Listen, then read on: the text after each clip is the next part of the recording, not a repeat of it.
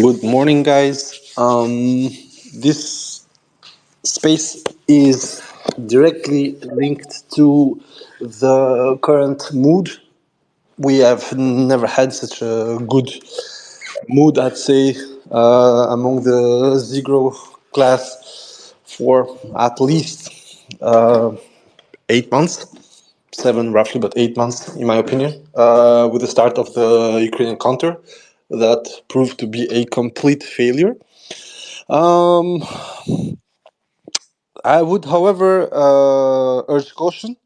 It's true that Avdiivka is going down. It's true that curiously, someone's predictions, some squad's predictions, the vision we had for Avdiivka is coalescing to something real, with a lot of caveats, a lot of specific differences from what we foreseen for Avdiivka. But the most important part is that the rest of the front is moving up.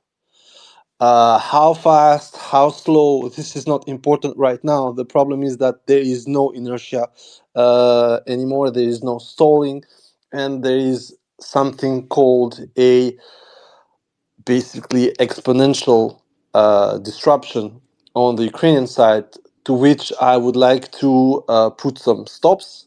We do not know why this is happening. It's true that back in May 2023, we had a fiercely hot debate with some guys who allegedly are Zigros, but actually are just Nafoids in disguise and keep spreading information that would basically cripple our view on the war. It's not about morale. We are not fighters. We don't usually care. For most of us, let's be honest, even if the war ends tomorrow with a victory or a loss for Russia, we have our lives to go on. And except for those, of course, who are in Russia or will be impacted by the war. I completely foresee that. But for most of us that are not directly concerned, we will just keep going in a way or another. So that, this so-called schizophrenia that the Z side had for a while, from March until June, where, oh my God, the terrible counter was going to sweep all the Russian defenses out, because that's what happened until there. Remember, every single counterattack from Ukraine was extremely successful, which wasn't true actually. But yeah, everybody was scared, and so on and so on. And then the counter happened. What Timur Criminal had described happened in an even worse manner, because we had given them 15 days to advance and maybe reach halfway to Tokmak, and then they would get stalled by the last ditch of defense because they would be overextended. Well, what do you know? They didn't even reach the first line, for starters, and then when they reached it, they got bogged and they had to move by foot mobiles, and so on and so on. All this is the past. All this was fun. We had memes. We mocked them. We kept mocking them, actually, and every time when Nafoid recounts that we're still using the Leopard and Bradley pile, I'm telling you guys, it happened, guys. Just fucking suck it. So we will use that pile as much as we can, because it was fun. It was an absolute shit show. However, now we are speaking about something different. As you know, the counters lasted for about 4.5 months. It was mildly successful into decimating the Ukrainian army. Unfortunately for us, Zalupichka wasn't retarded enough to sacrifice his whole counter army. They probably lost between 60 and 70% of the troops as casualties, and at least half to 60% of the vehicles at their disposal. This, of course, crippled them, but we would have liked, for instance, all the Leopards to be put forward and, in a way or another, to be destroyed, damaged, or abandoned. Right now, we only know about less than 40. We know that from the German media, the rest of the Leopard 2s, the A5s and A6s, are in a shitty state. And we know also by their complete absence the last probably a month or so, that they are undergoing repair and refurbishment. Same story for the Challenger 2. Uh, that tank earned its, let's call it, reputation among tank knowers, and he also earned the reputation about those who have a minimum of mechanical knowledge. It's a shit show. That piece is a museum piece, despite the fact that it was built in 98, 99. It's very ill thought. The gun is shit. The engine is shit. The inside compartment is even worse, and it cannot be easily over armored without adding another 5 or 10 tons, which makes it, as the Ukrainians themselves said, unsuitable for the muddy terrain in Ukraine and generally in Eastern Europe, especially regarding the bridges and crossings. But that's something completely different. So basically, the counter crippled Ukraine's capability to go to the offense. And as we recounted in March, we made the calculus right now, given the expenditure that was taught at them. I was maybe over zealous by giving the Ukrainians the benefit of the doubt when it comes to them holding their resources close to them. They probably fired between 5,500 rounds during the two early months of the counter. This led to a shortage of ammunition for certain areas of the front line, and it also led to destruction of their artillery by any kind of mean that the Russians could use. Lancet, Smash, Uragan, you name it, it happened. And how can I be so sure about it?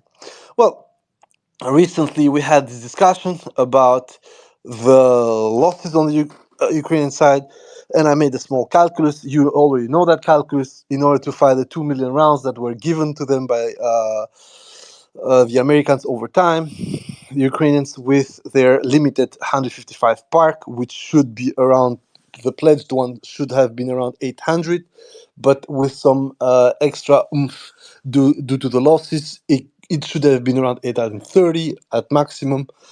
Means that on a normal, I'd say, timeline, with a full charge barrel life of 2,500, well, make the calculus. Those 800, even they were 100% delivered, could not have fired the 2 million rounds and something. Of course, as we already discussed it, a lot of them might have been lost during transport, during storage, during counterattacks. We had multiple positions of the Ukrainian army fully stocked with at least 60 to 80 rounds of 155 millimeters getting lost. Of course, when you analyze it, the frontline positions are not what lost the most ammunition. In my opinion, what lost the most ammunition were rear strikes. We often discuss this for Russia, especially during the course of 2022 and early 2023, and then during the counter. But we forget that apparently it's not only Russia who loses this company battalion level depots, Ukraine as well. We've seen this happening, trains getting blown up, storage units with large secondaries. We've had pictures and images and videos that of course have been posted, but after the fact.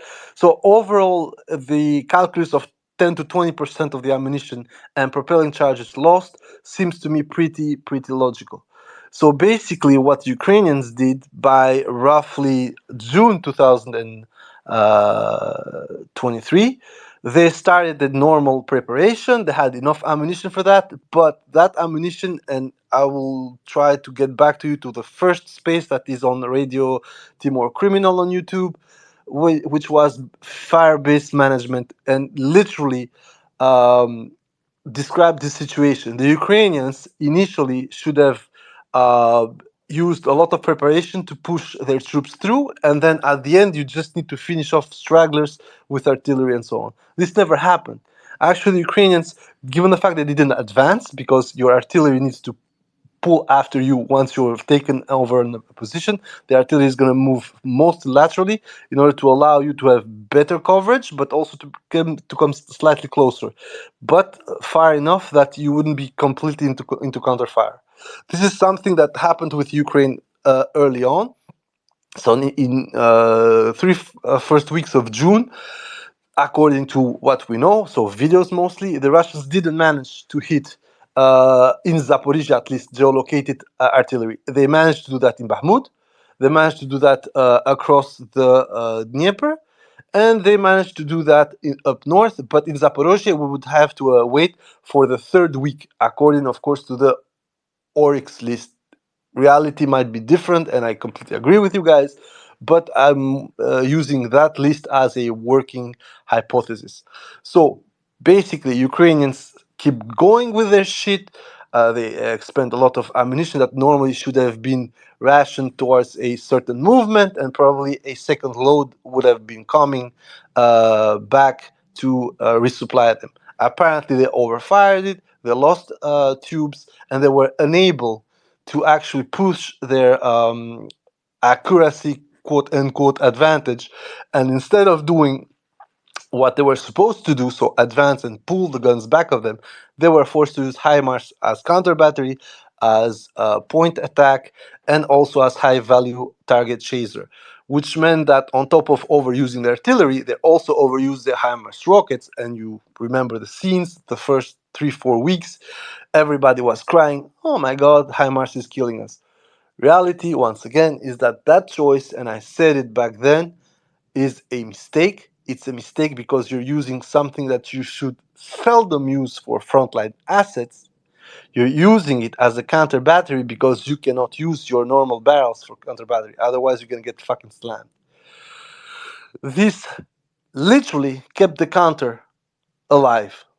And you know that usually I don't give credit to the HIMARS and I fucking shit on it because it's just a GPS guided missile whose quality and efficiency depends on the ecosystem around it, which is ISR, satellites, drones, SIGINT, whatever you want.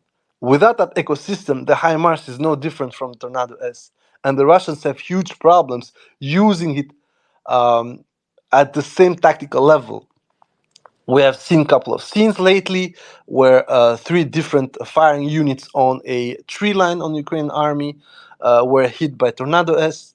Very good, very fun, but I don't think the Russians should go that way because that was a choice by default from the Ukrainians, given they had nothing else to hit these guys. Those assets should be used as planned, so it's basically it's high value targets, concentrations, and so on.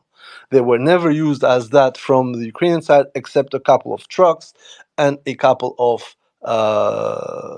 I'd say, grad batteries, and very early on the Remsky salient, a battery of MSTA, which was completely the fault of the Cascade team that was there.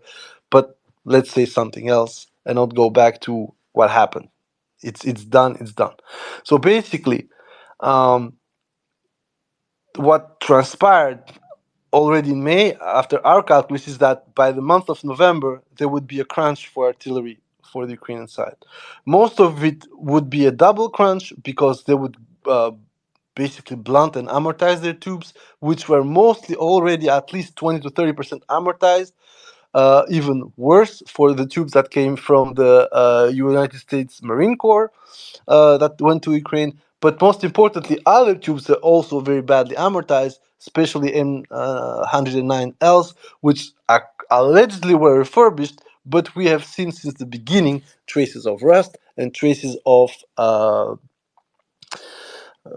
combustion within the barrel, which mean that you had a bore off of the barrel itself.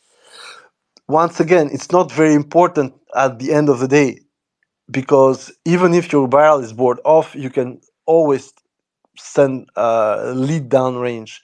And this is where the cluster ammunition saga started and when they entered into the fire in July. Cluster ammunition, due to its spread, can help you alleviate your problem of both accuracy and range. it cannot alleviate your standoff range. It actually is going to make it worse. But given that you just need to send your ammunition in a 100 to 120-meter radius general area, it doesn't matter. Or at least that's what was thought by the Americans. The Americans refused to deliver the cluster for so long, not on a humanitarian basis ground, but as I explained, first of all, they are not reproducing them. So basically, any stock that goes out of the storage warehouse for now legally cannot be replaced. They can maybe buy some in Korea or whatever. It doesn't matter. But themselves, they cannot reproduce them, and that loss would have been a definitive loss. On top of it, that quality and quantity was there to bridge a gap of lack of equipment and ammunition. So everybody says, like, instead of using 3 to 4 normal rounds, you're gonna use only one cargo round. The problem with that math is that using one cargo round is going to help if you zero that area you want to target. As we have seen, and I've provided multiple examples of this, cluster ammunition is bullshit. It is going to work when you are closely and tightly laid out, when your light-skinned vehicles are clustering each other, and when everything is above ground. But even above ground, we have at least 4 cases on tape. One attack on a tank when nobody's hurt severely. Another attack on foot mobiles in Crimea. I posted it. The guy is wounded. He's not even gravely wounded. He has, I think it was a finger torn off or something like that. Of course, you can have problems with that. But basically, once again, you need to zero in. Unlike so-called dumb artillery, the distribution by bomblets makes it extremely complicated to deliver enough payload and enough lethal payload. What you're gonna have is small, very small bits. Of course, that's gonna be lethal if they take you in, I don't know, in artery, in the face, so on. But most of the time, and as explained by a lot of people on the Russian side, including with proofs and evidence, uh, armor and the heavy winter clothing makes it extremely difficult for a narrow miss to be extremely lethal. So you literally need to blow the people within the circle of death, and they need to be properly clustered around the cluster pattern. On top of it, the clusters were supposed to be a anti trench and anti fortification round. This, of course, was bullshit. I already have enough of a fight with plain fag over it. He's a retard, and I explained to it pretty simply. Given to the fact that the clusters are impact fused, they need to hit the ground. So basically, your trench would need to be extremely stupid to allow for the spread of your cluster ammunition to hit the trench fully differently than a dumb so-called unitary payload. With a unitary payload, you have a lot of problems because, of course, if you don't hit the trench, you hit next to it, most of the time it's going to be useless. But sometimes a unitary weapon hitting just next to the trench is going to cave in the construction of the okop. So basically, if they had put some woodwork in order to sustain the earthwork on it, that hit by your artillery, unitary artillery round, might completely collapse it and actually cause something that is unintended, but still gonna work out. These people gonna lose their protection. You send another second round after it, and tada, you kill them. Of course, in both cases, using clusters or using dumb artillery round, and unlike an airburst round, you need to zero anyway the target. If you don't zero the target, everything is basically fully differentiated by the circumstances. If the guys are up, if they're not protected enough, if they didn't hear the strike, whatever, at any moment things can change, be that with a unitary or a cluster ammunition. For as long as the ammunition is impact fused, everything will depend where your ammunition is going to hit and how it's going to impact. With an airburst, it's different. It's going to hit at a certain height.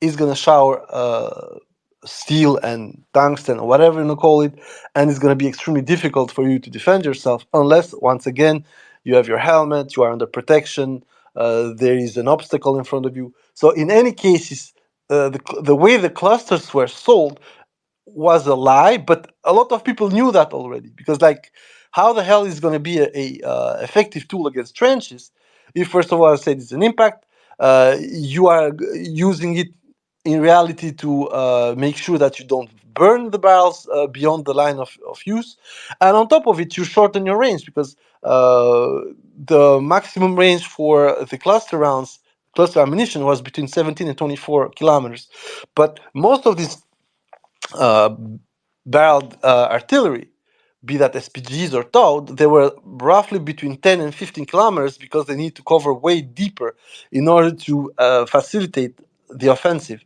Basically, as I said, you hit on the 5 kilometer stretch from the point of attack to the rear in order to make the reinforcements of the trench stop.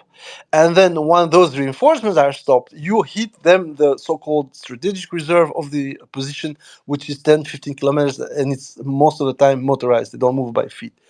So overall, the logic with the clusters was counterproductive, as I said, because first of all, you come closer to the line of contact, but on top of it, you do not offer any kind of real advantage to the fire management, because you're gonna fire the first one. If it doesn't work, given how the reality of the cluster ammunition was, then you're gonna fire a second one. But the whole point was for you to fire one round against three or four or whatever. If you start doing that, and more and more your rounds start to drift, your pattern is not proper, then you start giving up your position. What happens is that the Russians are counter battery your ass. And that's how, instead of benefiting from an advantage of the cluster, you are actually taking all the L's with it. You get your position fucking destroyed, you use more ammunition, you burn more resource from your barrel, and on top of it, the positions of the enemy are unscathed. Now, all this is just to present the logic of why the fuck we are here. A lot of daft tactical decisions from the Ukrainians, and even more stupid strategical decisions from the Americans. And on that, I will come a bit later, because I'm not a conspiracy theorist. I don't care why the Americans did what they did with Ukraine from roughly October to June. But, and Snake sometimes says like, it's extremely fishy, because like there is no preparedness. I mean, yeah, okay, they're ramping up 155, but every choice they pushed Ukrainians to do was the choice of a let's say glass ceiling. Ukrainians were going to go to up to some point, but they cannot break that shit, because they don't have no manpower. There is not enough foreign input for training of troops, be that by force, because they do not have the capability to train more, or by design, because they do not want to train more. They want both parts to sit at a table or whatever. But the point is that strategic decisions that were taken by the Americans were, in my opinion, an absolute shit show. First of all, they didn't check properly the TTPs of the Ukrainian artillery. Second of all, they didn't find any kind of counter to the Lancet. I'm sorry, guys, the Lancet is on stage now for over 18 months. There is no way to counter it, and the Russians made it so by giving a get me home type of UI, which means that once you fucking have a target and you let the Lancet, now the new AI targeting, do the deed up to the end. If you see it's drifted, then the operator can take it over. The thing is that even if it starts missing on automatic targeting, it has missed so little that literally the only way to counter is to destroy it or put enough distance by wires, by defenses, so that thing wouldn't blow in your face. Um, that thing, since it started doing ravages around the month of July, August 2022 in Kherson, was always supposed to be on borrowed time. We are now in February 2024, and that thing is calling Ukrainian prime assets. Iris-T, gone. Pelican radar, gone. S-300, gone. No, Aspide, it wasn't a Samsung, but Aspide, gone. Like, that thing is a menace. And the same way I gave credit to the HIMARS ecosystem and application that kept the counter into the game, the Lancet has saved countless lives of pilots, of artillerymen, of infantrymen, of tankists. That thing, we have like on paper over 1,000 strikes. Probably at least 1,200, 300 have been done, but some are not showable for security reasons. Others are not showable because they're failures. Um, that little bitchy thing is a menace, and the cost of that thing is a fraction of a HIMARS missile.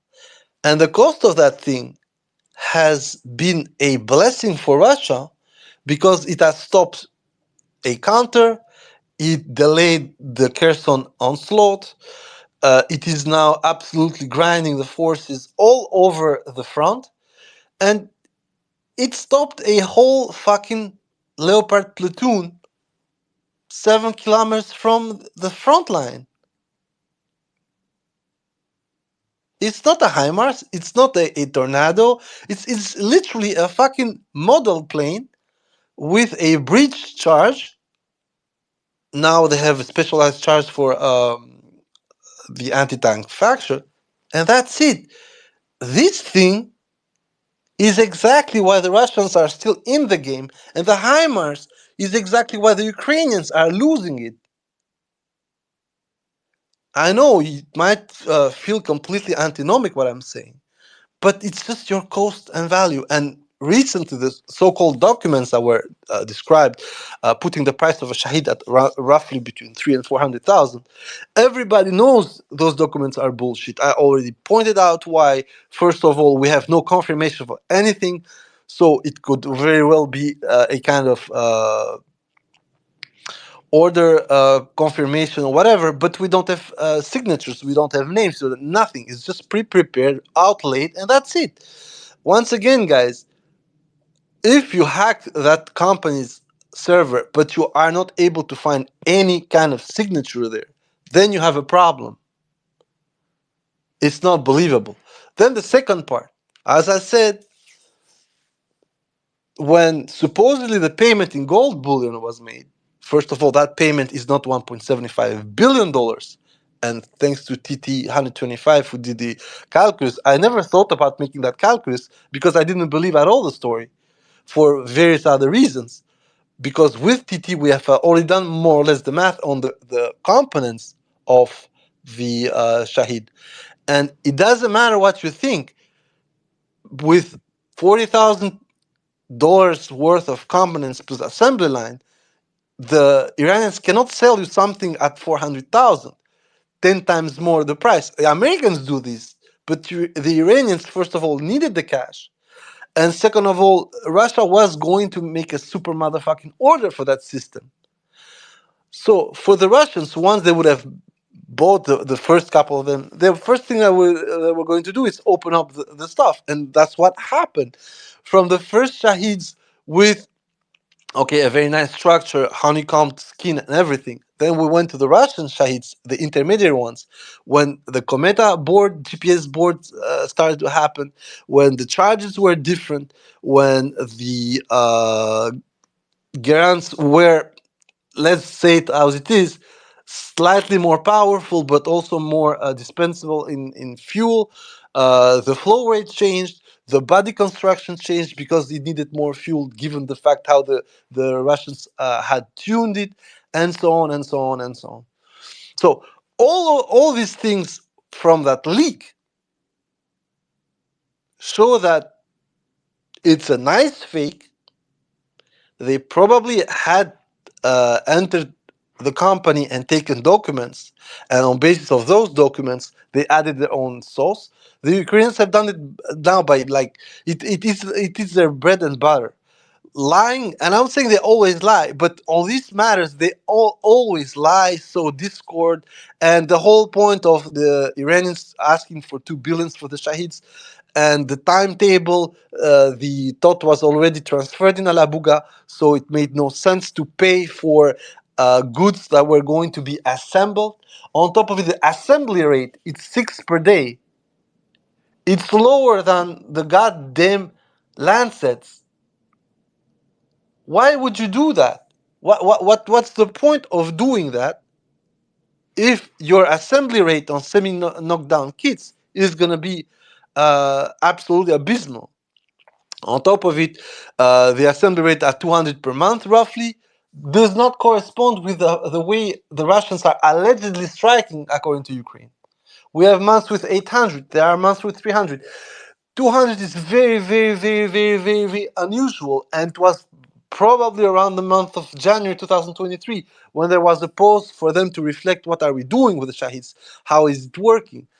You remember between October 2022 and roughly February 2023, they had this de-energization campaign of Ukraine.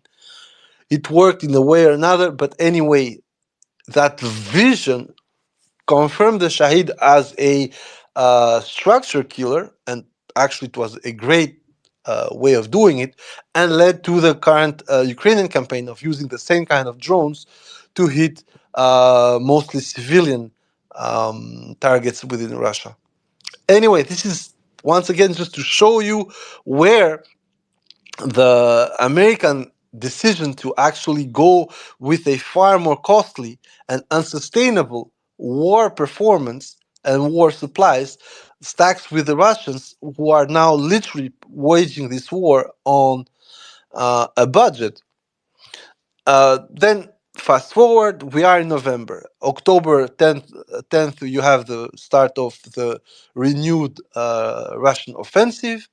You know what happens the first 2 weeks around Avdiivka. It's a shit show.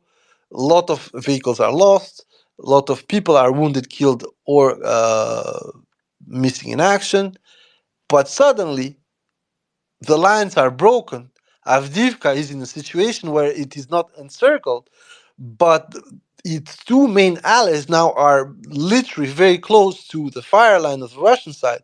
And most importantly, and I know a lot of people will always mad about this, because I said in October this is going to be the way forward until 3 points are solved. Basically, the Ukrainian air defense. That thing obviously is not going to be solved anytime soon. Mostly because the Ukrainians, as we see right now, are accepting not to use all their assets to stop incoming, but select those that they can inflict the most damage. On top of it, they are playing this funny, stupid game of moving assets up and down the front, therefore weakening some areas of the front because they want to shoot down Russian planes in order to stop them from dropping guided glide bombs at the front line. So this, unfortunately, the AD paradigm with the Ukrainian side is going to be extremely complicated. On top of it, despite the less endowed air defense, they have a very much more endowed surveillance system offered to them by the US. This is, unfortunately, it's a reality of this proxy war, and it's going to stay like this. It's going to be the major handicap on the Russian side. It will thwart most of the surprise moves. It will thwart most of the staging points and so on. So as I said, it makes no sense right now to expect any kind of other type of action on the Russian side than literally load the bases, pull on, have losses, overcome those losses by planning ahead, and then moving the chains. Once those chains are moved, Ukrainians found themselves in a situation that I already described in American football terms. You got less backfield. It's easier for the quarterback on the other side to score a touchdown on you. It's very simple. That's what's going on in Avdiivka. Every single time we have this Soledar, Bahmut, Popasna, Rubizhnoye, Lysychansk, Severodonetsk, Liman. I can call them out. It's not a problem. It's always the same thing. Russians come to a advantageous position. They have fire superiority. They have positional superiority. Ukrainians try to resist more because they refuse to believe that it is lost. Most of the time, this is due, unfortunately, to the leadership, not to the guys on the spot. We had the same discussion with Butuzov in November of last year about Avdiivka. Butuzov sold the fucking fairy tale that somehow it was a trap for the Russians. And I said, bitches, no, the problem is that once they get the upper hand on the heights, you are fucked. I made the analysis is being proved more or less correct, thanks to Teamwork Criminal Team. And it is what it is, guys. It's going to be like this for ages now. And therefore, I'm saying we can gloat with NAFO right now. We can have fun. But let's not forget that Russia lost actual good men in this offensive. A lot of material. But unfortunately, due to the structure of this war, this is the way forward. It would have a huge blunt and then supported by infantry, air force in the current quality of it. We hope that more quality will come. We have already seen that the key 69 has been used. Allegedly, Zircon was used. We're seeing Grom start to be used. Everything that would allow the Russians to have a tactical aviation solution to the range of both the upcoming F-16s with the AM 120, but also to the cost generation factor, because a Grom apparently is 20 times more expensive than a UMPK kit. So they need to find a solution for the kits, the new kits, if they ever come to life, to be of a longer range. Maybe, as a lot of people have said, put a small jet engine or a propelling engine on the back of the UMPK module. Everything is possible, but what is going to happen now in 2024, and that's what I said, is that the Ukrainians, on that aspect, on the air defense aspect, but also on the tactical aviation aspect, are going to get a shot in the arm. Not much. It will probably replace, as I said, the very worn out Su-24s. And for a while, there is going to be a double menace. It's true. Su-24s with whatever missile they can mount on. They mounted Scalp and Storm Shadow. Hopefully not the Taurus, but if the Taurus comes, it wouldn't change that much in terms of quality. If the JASM or the GSO comes, I honestly fear a lot more the GSO than the JASM, because as I said, the JASM is going to replace weight-wise what the Ukrainians are using now as air-launched cruise missiles, which is Storm Shadow, Scalp. So overall, 2024, especially from mid-spring, end of April, beginning of May, the battlefield is going to be different. And I already said why. First of all, they're going to have massive shipments of ammunition coming on.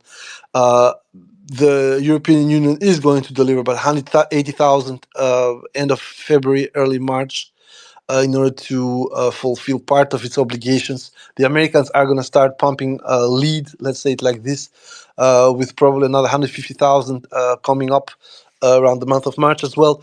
So you're going to see that factor changing. The biggest problem right now for the Ukrainian side is the barrel situation. It's okay to have ammunition, and I don't even think they have a problem ammunition-wise, given the scarce artillery assets that they have. So what is going to happen is the following. As I said, you're going to see beginning of March, far more problematic advance for the Russians because the artillery is going to start to pour in. The Russians are going to use more of the aviation to make up for the rejuvenated Ukrainian artillery. But most important part, and this is something that the Russians are going to start to catch up, now that the Ukrainians are using repeaters and also higher and heavier batteries to put the range of FPVs beyond 15 kilometers, the Russians are going to do the same. Because the problem with Russia versus Ukraine is that innovation on Russia is on a strategic scale each and every time. Initially, Bobber was using a couple of FPVs here and there. You remember the pictures. Now, Sudoplatov has completely changed that game. Those guys have footage for fucking weeks now. They use FPVs. We have, I don't know if you guys saw, but in Bogdanovka there was a position that people from Katia Evalia, which is a volunteer outfit that provides FPVs for the Russian side, hit a position over 3 days 9 times. It was only one position, so it shows you how much we do not see on both sides, but mostly on the Russian side, because on the Russian side, unfortunately, it has to be said, Sudoplatov has completely taken over the PR front.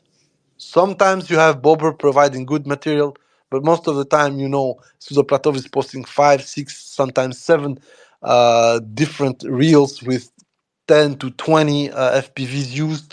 So this is where we are at right now. Russians are going to quote unquote catch up with the range situation. It would make it extremely more complicated for Ukrainians to actually employ artillery in a different manner that they used during the counter. And overall, by the month of March, there is going to be a solidification of lines. Therefore, I think February and up to 15th of March is going to be the most dense period for the Russians to have a free range. By March, the counter solutions are going to pop out. If the artillery war gets back to where it was during the summer, that's a losing game for the Ukrainians. And therefore, you're going to have this uncertainty around the month of March, and then end of March, start of April, the Ukrainians would have to make a move with their, if the planes come on time, quote unquote, they will have to make a move with that asset. Otherwise, that small respite that the artillery rejuvenation is going to have for Ukrainians is going to get lost, and the Russians are going to push through with a completely different set of, I'd say, assets, and going to reach the Oskol for sure. Right now, they are not so far from the Oskol, around Yampolivka and Terni. They are about 2.2 kilometers from there. On Sinkovka, going to Kupiansk is also about 6 kilometers for them to reach, which would be a absolutely major reverse of fate and victory for the Russians. But as I pointed out, the biggest problem is now on central and south Donetsk. We have Avdiivka, which is going to be done. Then we have Novomihailovka, where the Russian Marines entered 3 days ago. Very interesting thing, by the way. I don't know. It's really a small digression here. I don't know if you guys follow Uau Sint Kriegforscher. That son of a bitch, and this is recorded, I'm gonna say that motherfucker, that son of a bitch, loves showing Russian losses. But it has been 4 times now when he has pointed out Russian columns destroyed and shit. And within 24 hours, the position that he supposedly had defended fell. He did a quote unquote analysis of Novomikhailivka losses.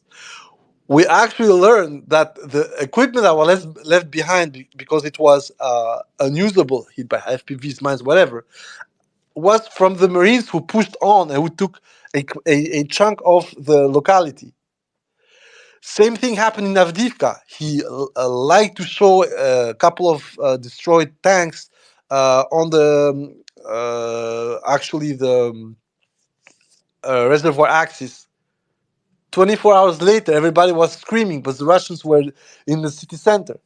So all these things right now, we are getting to the lowest point of Ukrainian PR, and I'm very glad it's happening right now with Avdiivka and with Novomikhailovka because the whole south is actually boiling. The Russians were at 5 kilometers from the highway between Ugledar and um, Novomikhailovka. Now they are on the flank of Ugledar. They're enveloping it by the east, something that we pointed out at TWK at a certain time next to Mikilske and Nikolske. The problem with Nikolske is, as I said, they will have to go with their backs towards the Ukrainian fire in order to envelop and encircle Ugledar. Anyway, it doesn't matter. The point is that down south, things are getting out of hand for Ukraine right now. And this is not only due to artillery. The footage they showed, they had replaced artillery by FPVs. The problem is that they do not have the men to cover the ground. And this is where I want to point out the second trait of why we should gloat with Ukrainians, but it's going to start getting worse. Recently, apparently, they finally agreed on the new mobilization law in Ukraine. What this is going to do is not much. They have a problem of actually mobilizing people. It's not that there are no people to mobilize. You've seen the footage. They start stalking trains. They are stalking gyms. They start stalking supermarkets. They start fucking stalking clubs, and they just grab people whenever they can. This is not going to change immediately. Actually, it's going to get worse because right now, instead of having, I don't know, a creeping mobilization, now there are numbers. Now you got like, we need 500,000. That 500,000, just think at how it worked for the Russians in September 2022. It was a shit show for months. It's going to be a shit show for months for Ukraine as well. So, from roughly now until May, then you're going to have the first direct consequences of the mobilization. Therefore, until May, the Russians have not a free reign, but more or less room to maneuver. If they manage to do what they are actually putting on the grill, as I said, then we have a completely different vision. And it will not matter what kind of artillery, what kind of tanks, what kind of planes the Ukrainians are going to get. If the mobilization on the Ukrainian side does not reach a critical mass of 100,000 people by May 2024, Ukraine for 2024 is done for.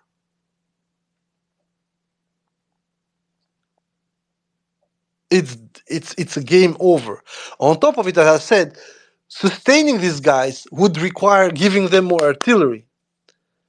Right now, the calculus, if we are honest with ourselves, as I said, out of the 830 or 800, doesn't matter, about 300 were lost during the 2023 year. Be that destruction, be that amortization, be that damaging, they are not on the line.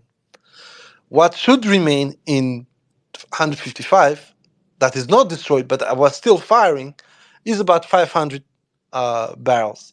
Those 500 barrels, if they fired 5,000 rounds per 120 days during the counter,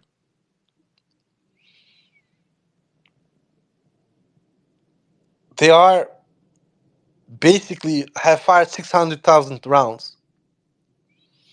So the only way to keep going with this park and not amortizing it right away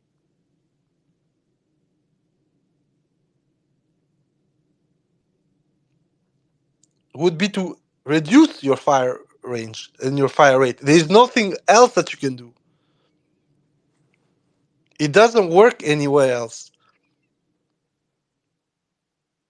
You don't have the barrels if you want. America can start fucking dish out the stock. That's not a problem. To me, it's all the best because right now there is no more production for 777. They have restarted the contract. They're going to receive maybe 30 or 40 in 2025, but everything that's amortized, burnt out, or destroyed now is gone. There were inroads, and I know that FH-77s from India that are in storage are probably going to go to 404. And the Indians can do whatever they say, but they are going to do this because they are replacing those FH-77 with their own M77 kind of copy. It is what it is. On top of it, they have acquired K9s from South Korea. So on that aspect, it's not going to hurt them that much. So for the Ukrainians, 155 millimeter wise, there are solutions, but right now the problem is, and I said it once again, we are not seeing that transfer.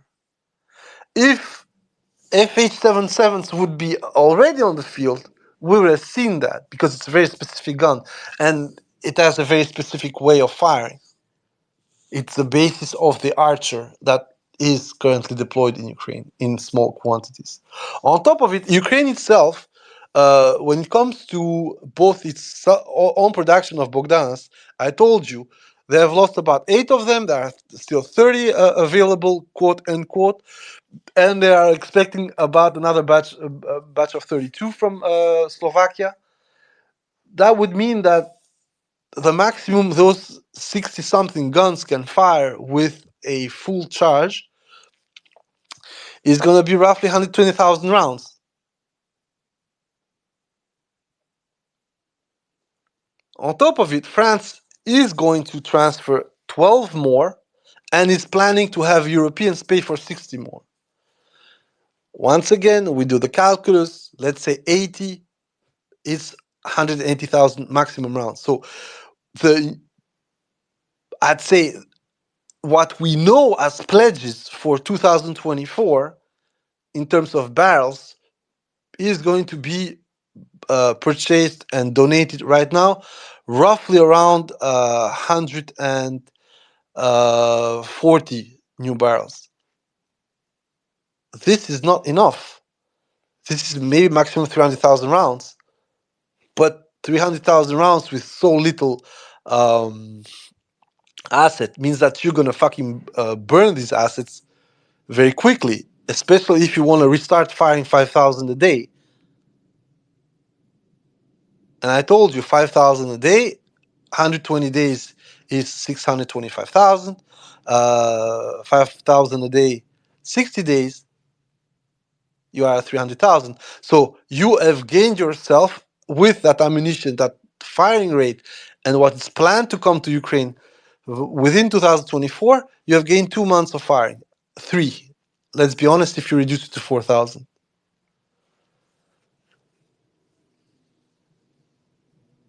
And I come back to what I said. Whoever has designed the logistical chain and the expenditure planning of the Ukrainian side needs to come forward and get fucking skull fucked. Because what Ukrainians need right now, if indeed we want to make this a artillery war, is 10 times the fucking promised barrels. Everybody was having fun with Russians pulling out roughly 6,000 barrels from storage within 2 years. But that's what it takes to fire fucking artillery. And don't forget, the first year for roughly 8 months had a huge ass front. So you needed all those barrels. And the Russians indeed lost a couple of them. But now, fast forward, we have a much more narrow front, where we have much more focused artillery strikes, much more focused areas of denial by artillery. Therefore, once again, the expenditure rate on one side or the other is going to be a lot more important, because now if you fucking fail for whatever reason, counter battery fire, lack of ammunition, lack of coordination, getting bypassed, like it's going to happen to Avdiivka, you're going to have a huge problem. So either everybody gets serious with Ukraine on the Ukrainian side and give them at least another 800 barrels. Either we go with this bullshit of 1 billion 1 million, but let's say 1 billion, it wouldn't matter. That's the whole idea here. We go with 1 million FPVs, of which you cannot use them the whole year. Because once again, as I said, the FPV has a big fucking trouble. It is stealth, it's silent, but it needs to fucking travel 3 to 5 minutes in average. And the explosive charge of one FPV is not the explosive charge of 155 millimeter fucking round.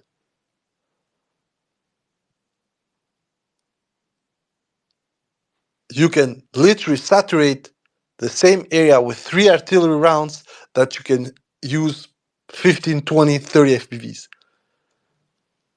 The FPV is very nice on a tactical role as an interdiction tool, or if you know where you're going and you have a one axis you want to cover with it, you can do it. And it's fine. I'm not saying it's a bad idea. But we are seeing what's happening in Avdiivka. Now that the Russians have gone, okay, we're going after the operators, whatever antenna is popping out is going to get a UMPK. And then the difference is this.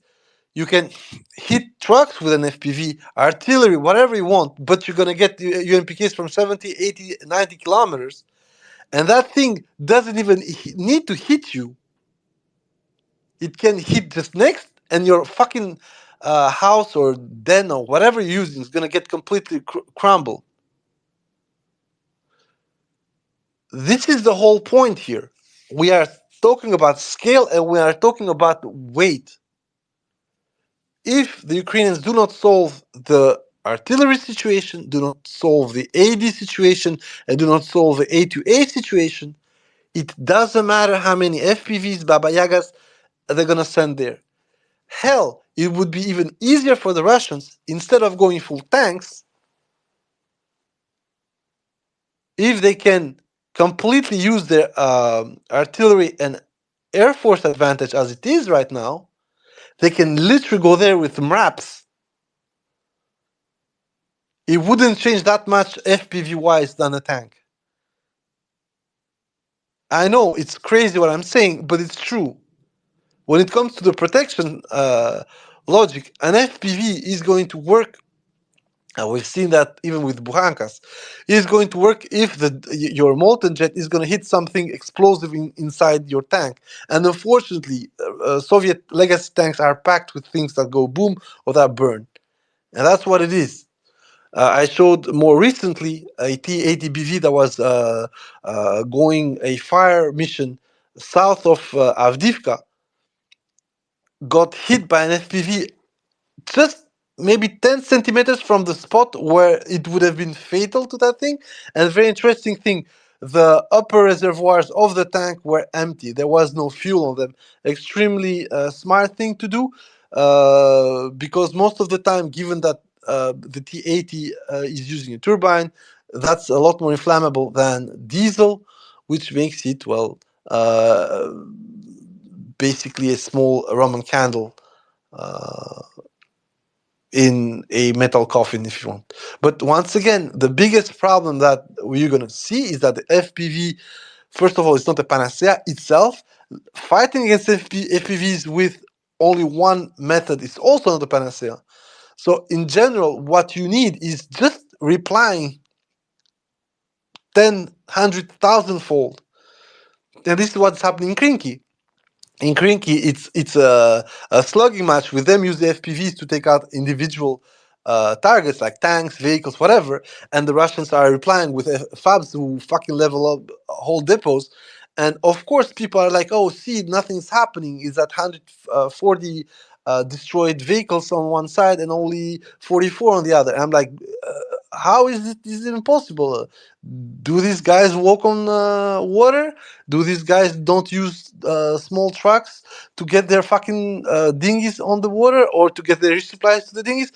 So all these things show the completely asymmetry of Russians still having a huge backbone, militarized one, heavy assets, large tonnage, with something that looks nice and nimble, but in reality is self-containing and self-limiting on the Ukrainian side. So, in general, what is happening right now with Avdiivka is just the result of all these small missteps. We always spoke about the mosquito logistics, that they were self-limiting because even if you had the breakthrough, you are going there with fucking pickups. You're not going there with trucks. So the supplies you're gonna bring there are going to sustain a smaller unit. This unit can be tenfold more effective. It's still a small unit. It's still one artillery round away from wiping them all out. This was also the problem with the Russians. They had thought this very fucking lean and fancy way of uh, organizing a BTG, but in fact it was an armored company with artillery and some BTRs. So basically, the dismount part of it wasn't that different. The combat level of the BTG wasn't that different. It was more heavily armed or whatever you want to do it, but the substance behind it was short-sighted and you would lose it at the end, given that you didn't have a sustainment. And this is the same thing for Ukrainians, but they instead of having a BTG problem, they have a brigade problem. Their brigades are regiments, or even I'd say a glorified BTG at this point. Their Orbat was shit, a completely mishmash of things. I already explained this. And most of the times, they are supposed to work quote unquote according to NATO guidelines. The problem is that in front of you, you don't have fucking flip flop bears munching cats attacking by 10 of 20 guys for 1 week. You have a fucking full division deployed around fucking Avdiivka, Novomikhalovka, and so on, with armor, its own artillery, it's their own FPVs, a complete control of the sky when they want, and air force going at you. So the NATO logic that would work wonders against a inept force is getting patted on that aspect. Their efficiency, unfortunately, cannot cover the difference in volume of fire, in number of troops put on, and also in the daring approach that the Russians are using. Everybody's like, yeah, these guys are making meat assault and frontal heavy assault. How the fuck do you want to do it? I already pointed out the map from Clement Moulin. There are trenches, there are obstacles, there are mines every fucking where.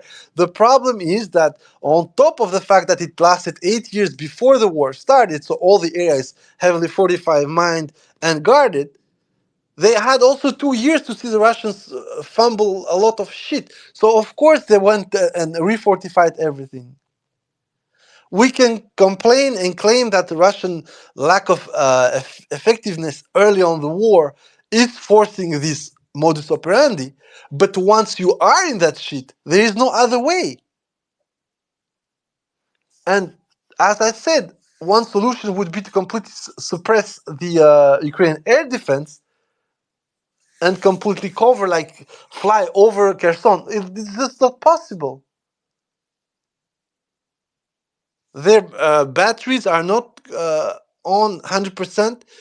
Most of them, their ISR is coming from abroad that you cannot touch. Most of the time, even if going after S-300s, Patriots, whatever you want to do, let's be honest, except for the attack on the EL-76 that they knew that thing was coming, and the attack on Bryansk, there was no follow-up. Ambushes are nice. It makes for nice PR, and I swear to God, it's amazing. It's fine. But in order to interdict the Russians, you need to put those assets everywhere, every time. So be visible. And that's not what the Ukrainians want to do. First of all, they don't have enough assets. But most of the time, if their assets are deployed like the Russians are deploying theirs, which is sometimes extremely predictable, but also they need to be there given that nobody else is going to do ISR and control the skies for them. Well, you're going to have the exact same thing. And we see that the moment you get seen by the Russians, it doesn't matter if you're 30, 40, 60 kilometers away, you're going to get your Lancet, you're going to get your Iskander, you're going to get your Tornado. It's just, and I'm repeating this, it's just a matter of Ukrainians playing hide and seek and having a huge advantage with someone telling them, oh, he's coming, just hide.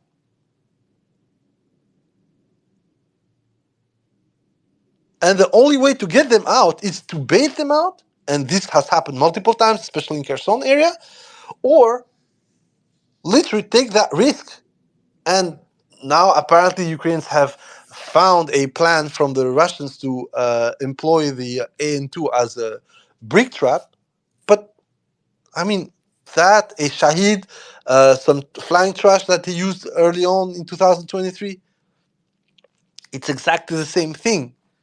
You just have to bait the air defense. But that problem is that air defense bait has to work not on the Ukrainians, it has to work on the Americans. And this just doesn't work. Because on top of surveilling the skies for the Ukrainians, they are surveilling the Russian rear.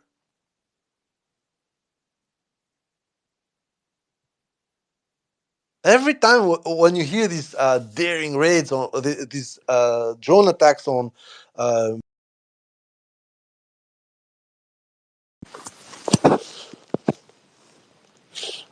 strategically important infrastructure,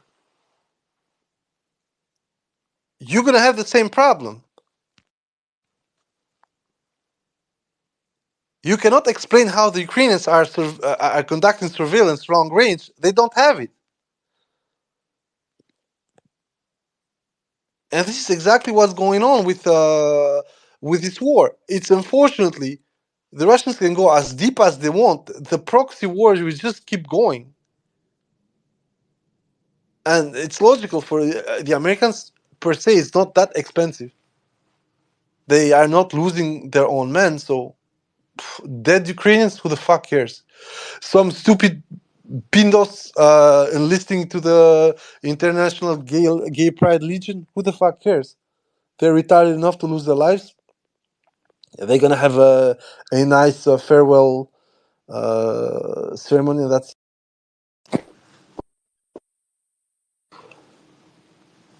okay, guys. I'm gonna cut you for the moment, and I'm coming back later in the day. Have a nice day. Bye bye.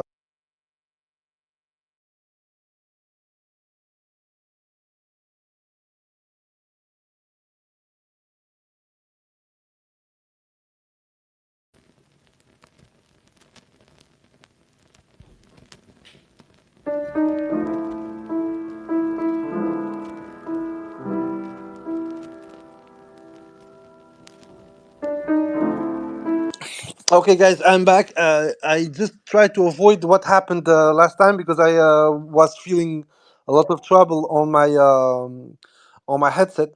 I'm really sorry for that. I just tried to avoid the situation we had last time when half of the space was cut. I don't know if you had any problem with the voiceover. If you had, please tell me. If you didn't, it's not a big trouble. But I'm gonna pick up exactly where we left, and then I'm gonna allow you guys to actually ask questions. We left to a point where we have the Ukrainians have some new flashy toys, probably, as I said, renewal of the artillery stock around March, planes between May and June, the initial ones, and then hopefully they are stupid enough to do it. A renewed counterattack, probably around Zaporozhye, for the month of June and July. And one thing is very important. Why June and July? June and July actually, in my opinion, is because the vehicles they're using are not that adapted to anything soft ground. So APCs not that heavy, between 30 and 35 tons. Um, Tanks, every single Western tank, Abrams, Leopard, Challenger. Well, we're speaking about the Leopard 2 A5, F6, over 60 tons. Problem for the Ukrainian ground. They need hard ground. And it's ironical because they should have been their spearhead during the winter as well when everything froze. But the problem that happened, and the Ukrainians said it as well, problem that happened is that, first of all, they employed them for the counter during the summer. They damaged a lot of them. Secondly, they do not have enough of them, and starting to lose five every assault that you make with them. Well, it's very simple. 10 assaults, 50 are gone. Um, Precluded them from doing anything else with them. So the logic here, once again, for Ukrainian is if they are planning a another counterattack, they need to be 100% ready for that. So unless we have word of another batch of Abrams delivery and other Leopards, I do not put any faith into Ukrainians going to counter this year in the summer with a bunch of Leopard ones. I'm sorry, we can have this discussion as much as you want, but to me, suicide. The Russians themselves haven't used or seldom used the T-62s, which would be a comparable tank, although it's not comparable in protection, but a comparable tank, kind of tank. So I do not see how we're gonna have the Leopard 1 being the backbone of the new counteroffensive. So on that aspect as well, I'm a bit skeptical, and I think whatever they're looking for as a counter, and given the need to advance, would have to find a completely different approach, and in my opinion, will have to rely heavily on the Air Force. But by doing so, and I want to come to something I said to Snake. By doing so, I do not see the JASM being interesting for the Ukrainians. I see the SDB being interesting. I see the GSO being interesting, but I do not see these huge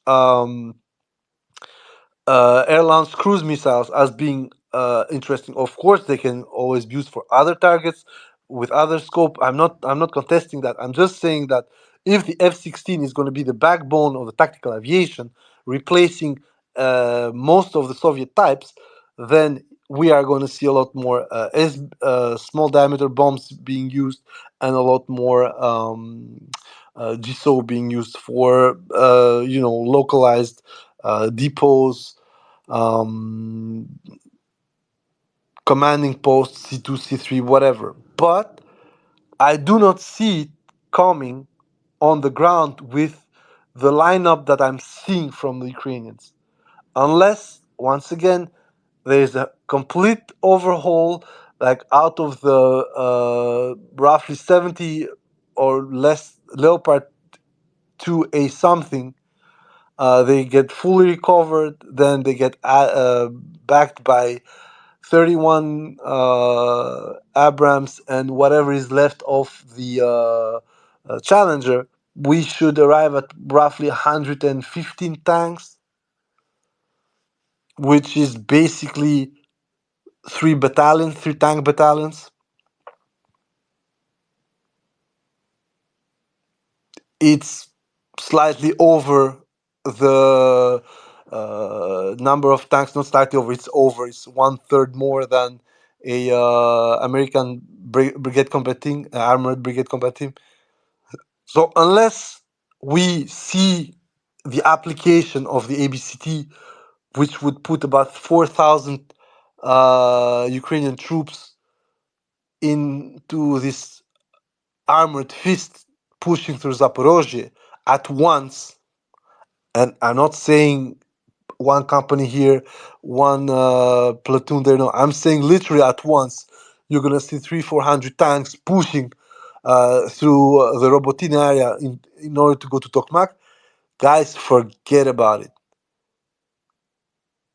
Yes, you can start picking up things with aviation, with artillery, whatever.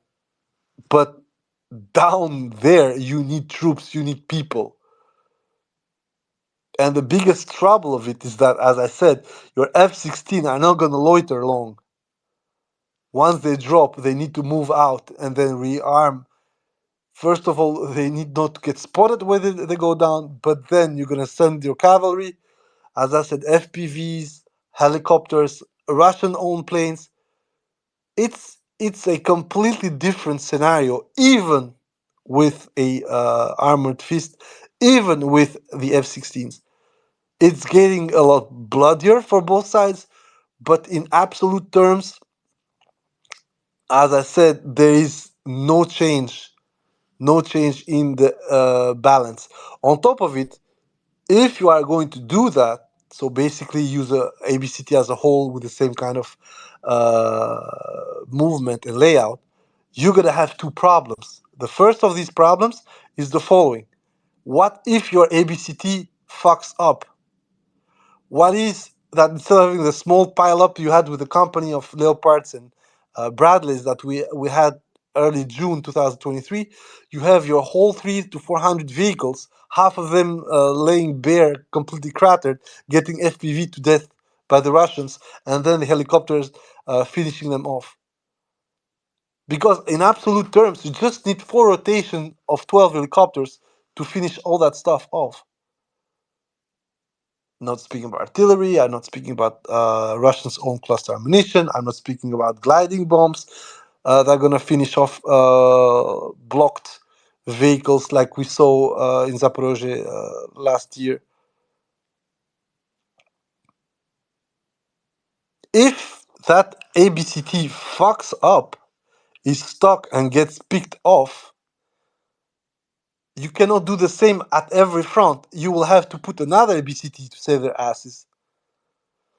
This is exactly why the Ukrainians didn't kept going in Zaporozhye the way they did it the first 2-3 days.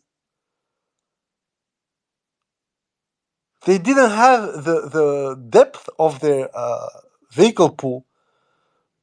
But the other problem is that if you send those 4,000 guys there, they get slaughtered. You got half of them casualty the first day. You need to pull out your casualties. With what you're going to do that? This is also a limiting factor for the Russians as well. If you commit 10, you have to put another 10 to pull out whoever is left of those 10. Multiply this by 100. So the supporting units of the first wave is also have to be in the fucking sector. That makes it a complete shit show. And what Ukraine had avoided until now, which is sustained high triple-digit losses per day. I'm not speaking 130, 150, 200. I'm speaking 600-700. Those were the numbers the first week. The very first day, we know that there are proven over 700 killed in action on the Ukrainian side. Fucking imagine that. That's a carnage. So once again, I'm telling you guys, until NATO changes course and intervenes, whatever action is going to happen based on what we've seen so far in Ukraine is going to just put Ukraine to death. And once again, the gas queen said it the best. The approval of the mobilization law in Ukraine is the liquidation of the nation. I hate the blonde third because she was one of the reasons we are here. We have this war, but she nonetheless is right. This mobilization, with a sustained effort it would need, unless there is something that happens there, it's just going to finish off Ukraine. We all wanted this. We all yearned to this. But guys, I'm telling you, 2024, I was going like this. Is going to show us some of the worst that we've seen so far in the war, given the numbers that are going to be included. On a tactical basis, as I said, Avdiivka is going down. Terni, Yampolivka probably going down within the month. Novomikhailovka, if there is no counter offensive or counter action from the Ukrainian side, is going to also get down within the month. And if the push that they tried over the axis at the 00432 happens and it's successful to block that road, then Kurakovo is in danger, and of course Ugledar is in danger. But Ugledar is already in danger because there is a development from its eastern flank, from Nikolske, Mikilske, going up to try and block the northern approach, which would be hilariously managing to do what the push from Solotke tried to do a couple of days ago. But once again, all this is rather limited in scope when it comes to the terrain that's been covered. So we can, of course, gloat with the Ukrainians, mock them, but in the overall view, as I said, we are going to maybe get 500 square kilometers within maybe a couple of weeks or months. But these kilometers are extremely important, as I told you, because they put the Russians at the doorstep of Pokrovsk, they put the Russians at the Oskol, they put the Russians over and out Kramatorsk, but especially Konstantinovka.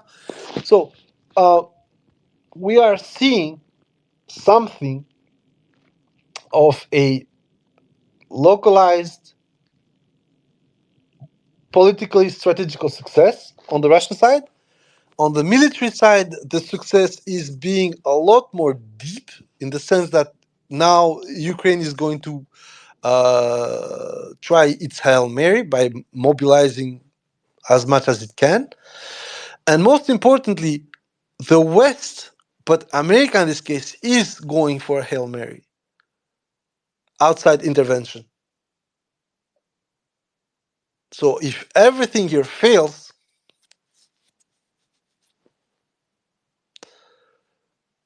there is only three possibilities, and I said something happens with the Russian leadership, they go fucking loco, and they say, you know what, we're done.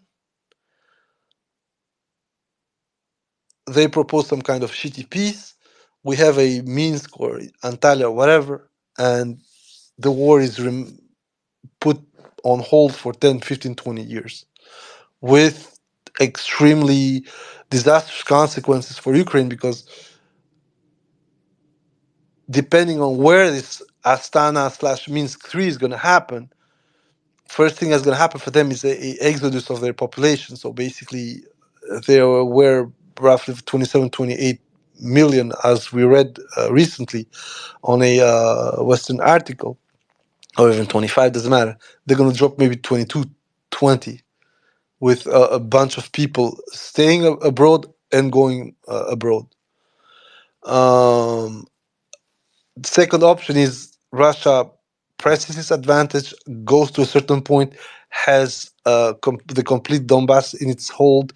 Zaporozhye is pushed to a certain point where the Ukrainians are unable to exploit anything. And then on Kherson, the situation keeps being the same shitty nuisance around Krinky, around those two banks.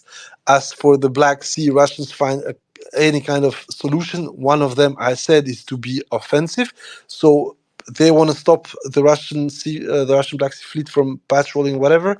Well, you send the same kind of shit show and you just blow their shipping, and it doesn't matter who started, who didn't start that. Ukraine's revenues and um, exports are gone, literally gone. But that also means that whatever boat is out there, the Russians going to go after it. Be that a small tug from Ukraine. So if the Ukrainians want a unrestricted naval warfare when it comes to the Black Sea, they have a lot more to lose. Not because they don't have a navy, but unrestricted naval warfare is going to hit almost everything, every single Ukrainian boat, and they really need that coast. It's not a joke, guys. Russians are at the best. They're not gonna give a fuck about the Black Sea Fleet. They can just like completely wall the approach to the Sevastopol, whatever. They're gonna find solutions to use, I don't know, drones. It doesn't matter. If they're gonna find any kind of solution to make it extremely difficult for Ukrainians to have successes, but Ukrainians do not have the fleet to defend their commercial shipping. It's as simple as that.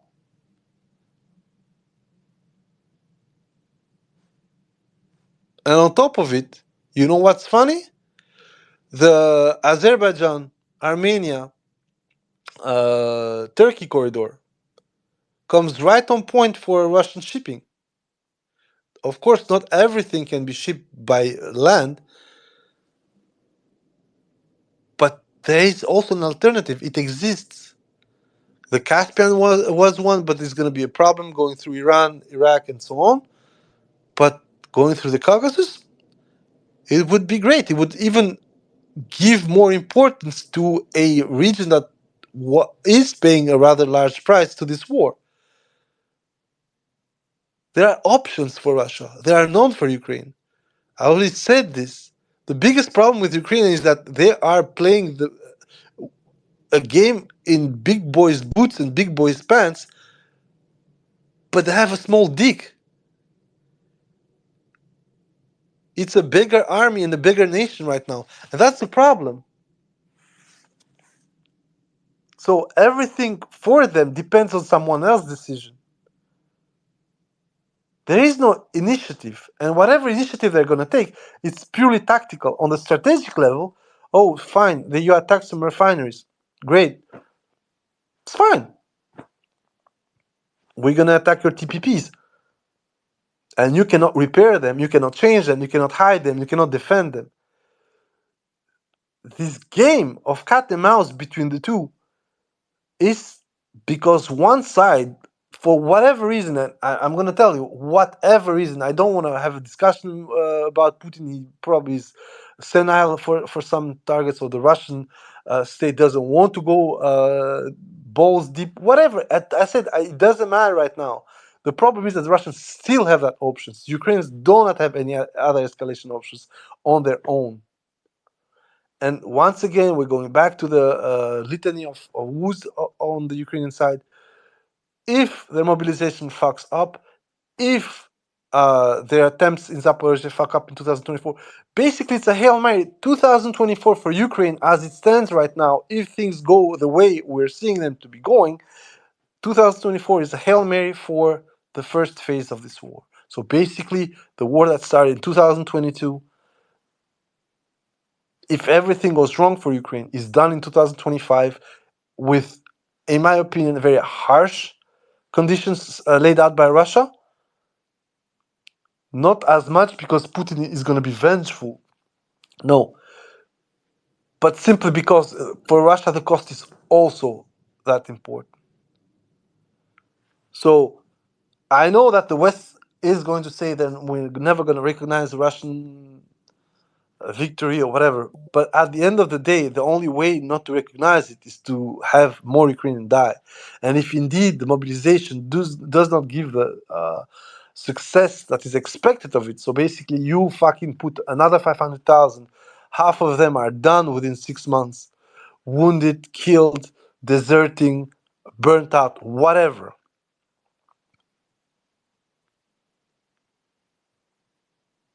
then you're gonna literally start sewing off your own bones if you're Ukraine. Because you know how it works. To mobilize 500, you need at least 2 million to work in view of that mobilization. And that's it. That's the capacity Ukraine has right now. And once again, this is not a fluff piece. This is not being happy. In my opinion, 2024 is going to be the death of a nation if nothing changes psychologically and politically in Ukraine. And the fact that there are not going to be elections in Ukraine in 2024 as it should have been is the death knell of this nation. It is. There is no change in path despite the defeats, despite the problems, despite the core shortcomings of its state, its military, and its people. And you're going to say, yeah, but Russia has the same. The Russians are in this trajectory for now 15 years. They are in this shit since 2008.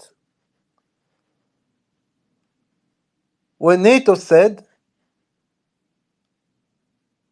at a certain point, Ukraine is going to be a member. We agree that Ukraine is going to be a member. At that point, when you have this statement, this declaration is made, Russia is going to go to war. A lot of people missed that small nuance there.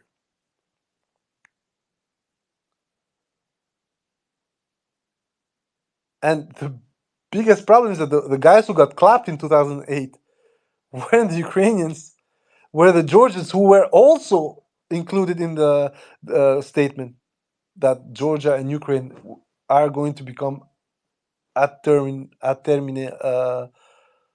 members of the NATO alliance.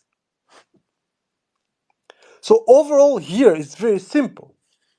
For the Russians, it's true Putin hasn't changed or has become worse or better. I don't know. You judge. I'm not passing judgment here. But the Russians are in this trajectory since then. So for them, finishing off Ukraine is just the end of the journey, or a goal in the journey, or a stepstone in the journey. Call it as you wish. For Ukrainians, dying in a war that was supposed to be their independence war, it's not a happy ending. I mean, don't forget, these are the people who are uh, busting our balls with screens from Star Wars. So overall, I'm going to finish with this. 2024, if nothing changes, if these people keep doing what they're doing, is a Hail Mary. If it works, then 2025 is going to be extremely destructive, and we might have an intervention in 2025 because Russia's going to double down, is going to push back Ukraine the same way it happens in 2023, and then it would grind the Ukrainian mobilization capability down. So then what?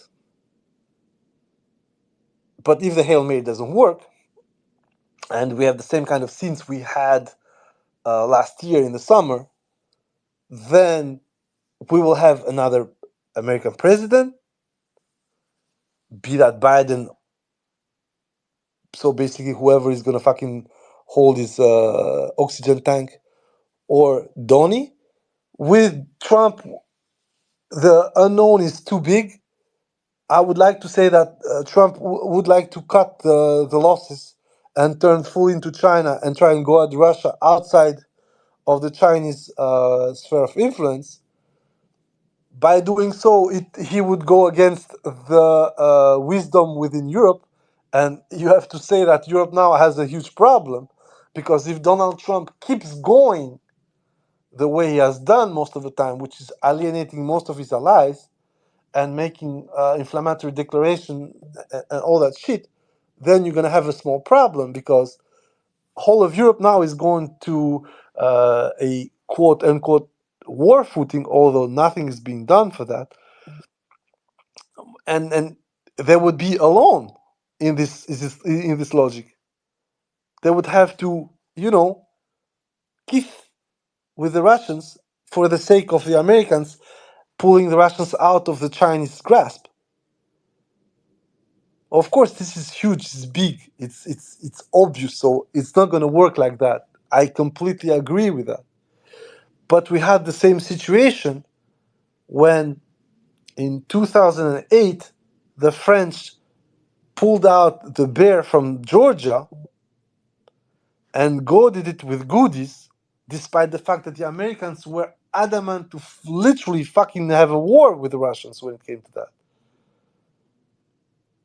We're going to have the same kind of situation when America is going to try and reestablish links with Russia and try and goad it out of this cooperation with China and try to stop multiple projects by, asking the Germans maybe to, Nord Stream 2 is still functional, guys, recertify it and restart gas sales.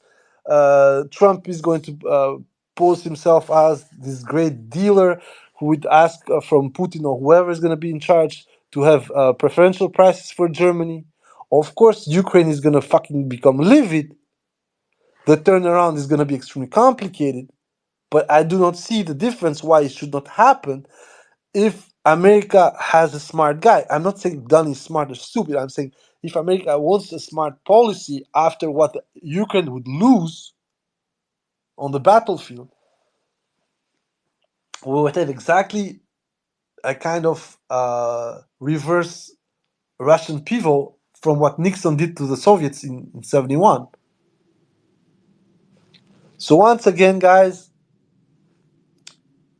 we have this logic where 2024 is going to be central, be that for the new American president, be that for the fact that Putin's going to win probably by a landslide. It's his own election. Be that because what we are seeing now, and for Ukrainians it was funny because they said, yeah, all this is being done for the election in March. I'm like, bitch, it has nothing to do with the election. It has to do with the strategic outcome that whatever is happening right now is going to force.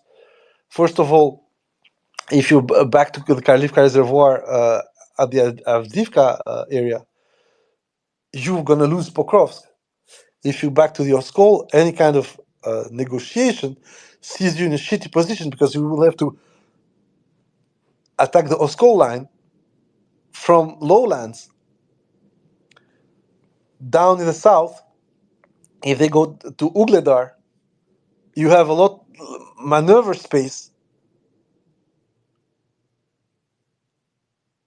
So overall, what's going on now all over the front for the Russians, this push forward, is just allowing them to have a better situation, both if they want to negotiate or if they want to pursue the war.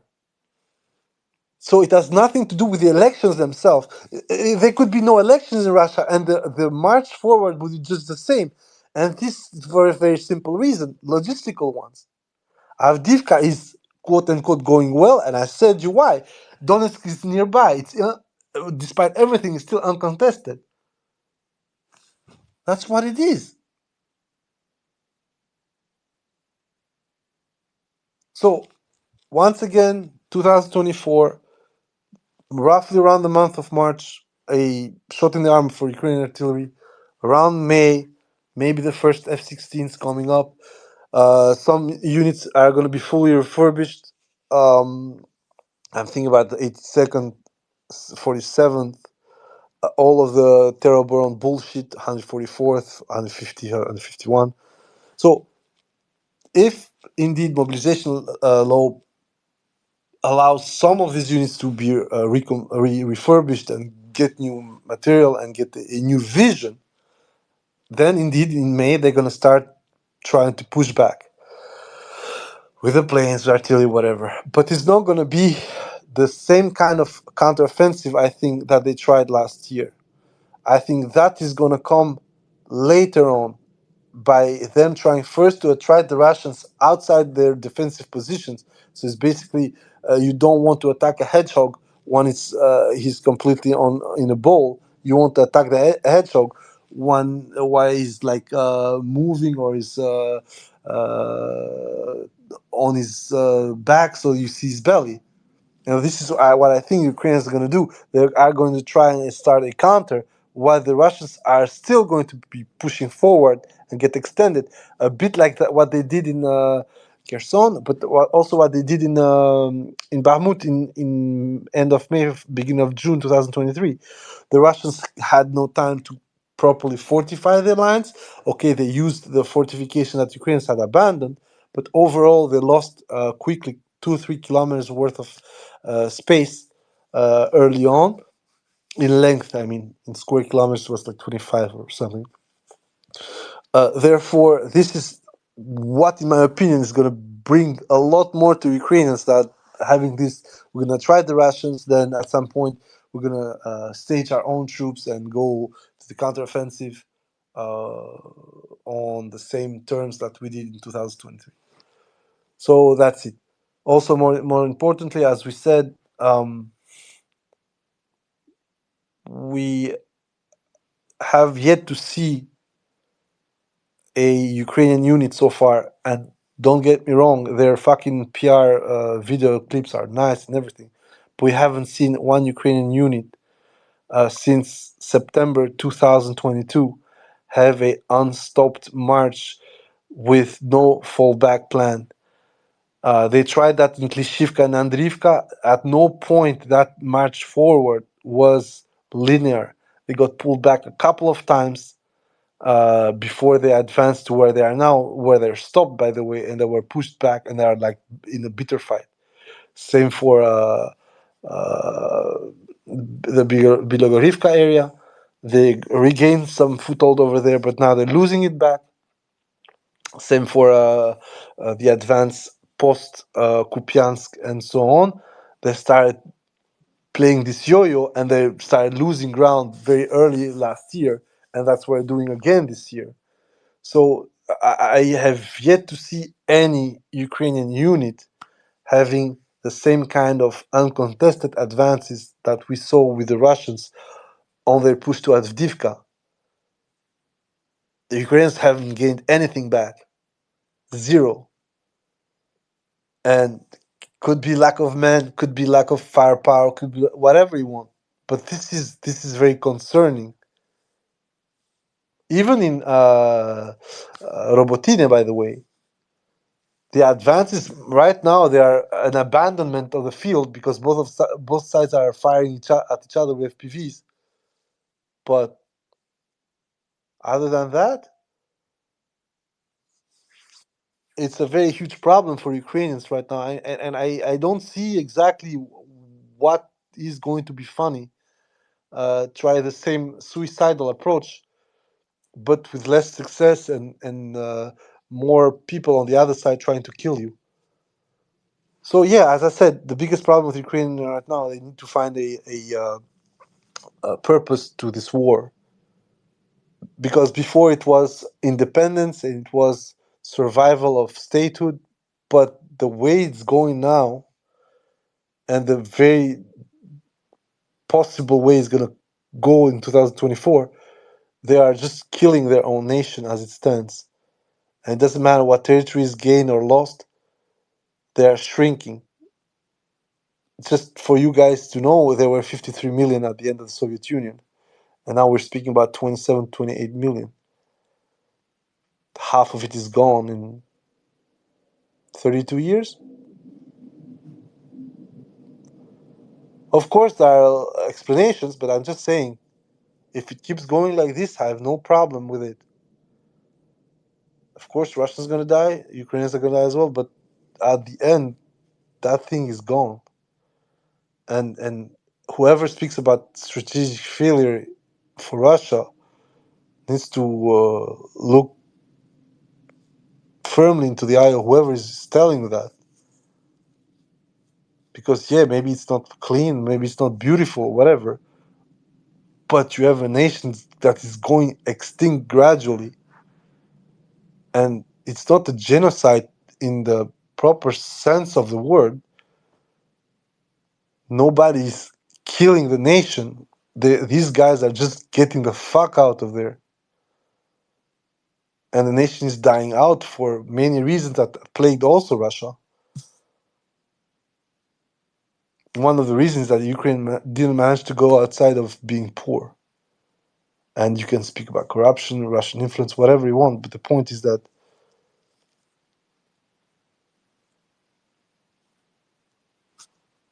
they never went beyond the 90s mentality, something that the Russians, with a lot of difficulty, managed to pull themselves out around 2011, 2012.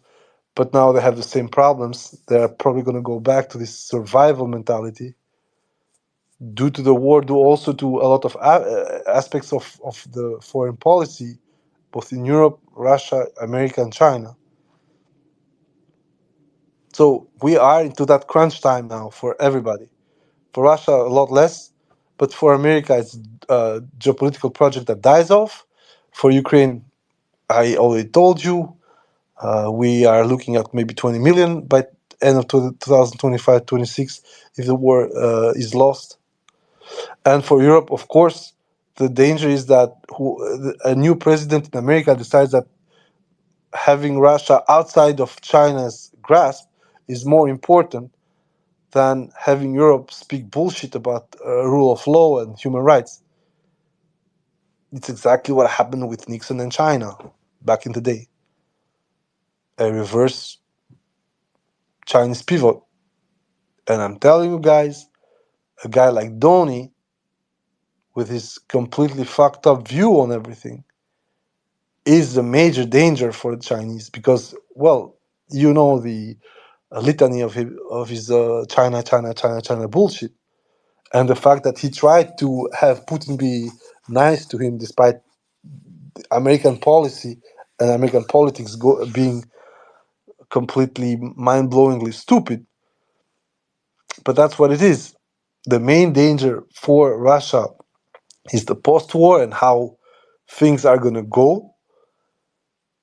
And one of those dangerous spots is if somehow the American policy goes full anti-China and accepts to close its eyes and allow Russia to have those parts of Ukraine in exchange for a decoupling from China, which would be suicide for the Russians within the next 10 years. I'm telling you that right away. Thank you very much. If you have questions, please.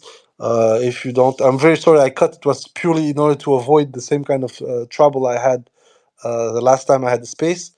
I had this feeling that I couldn't hear myself on the headset. I pulled out the headset. I closed the previous space. Apparently, nothing happened, so I built it. I did a new one. So yeah, guys, up to you. Go on, Snake.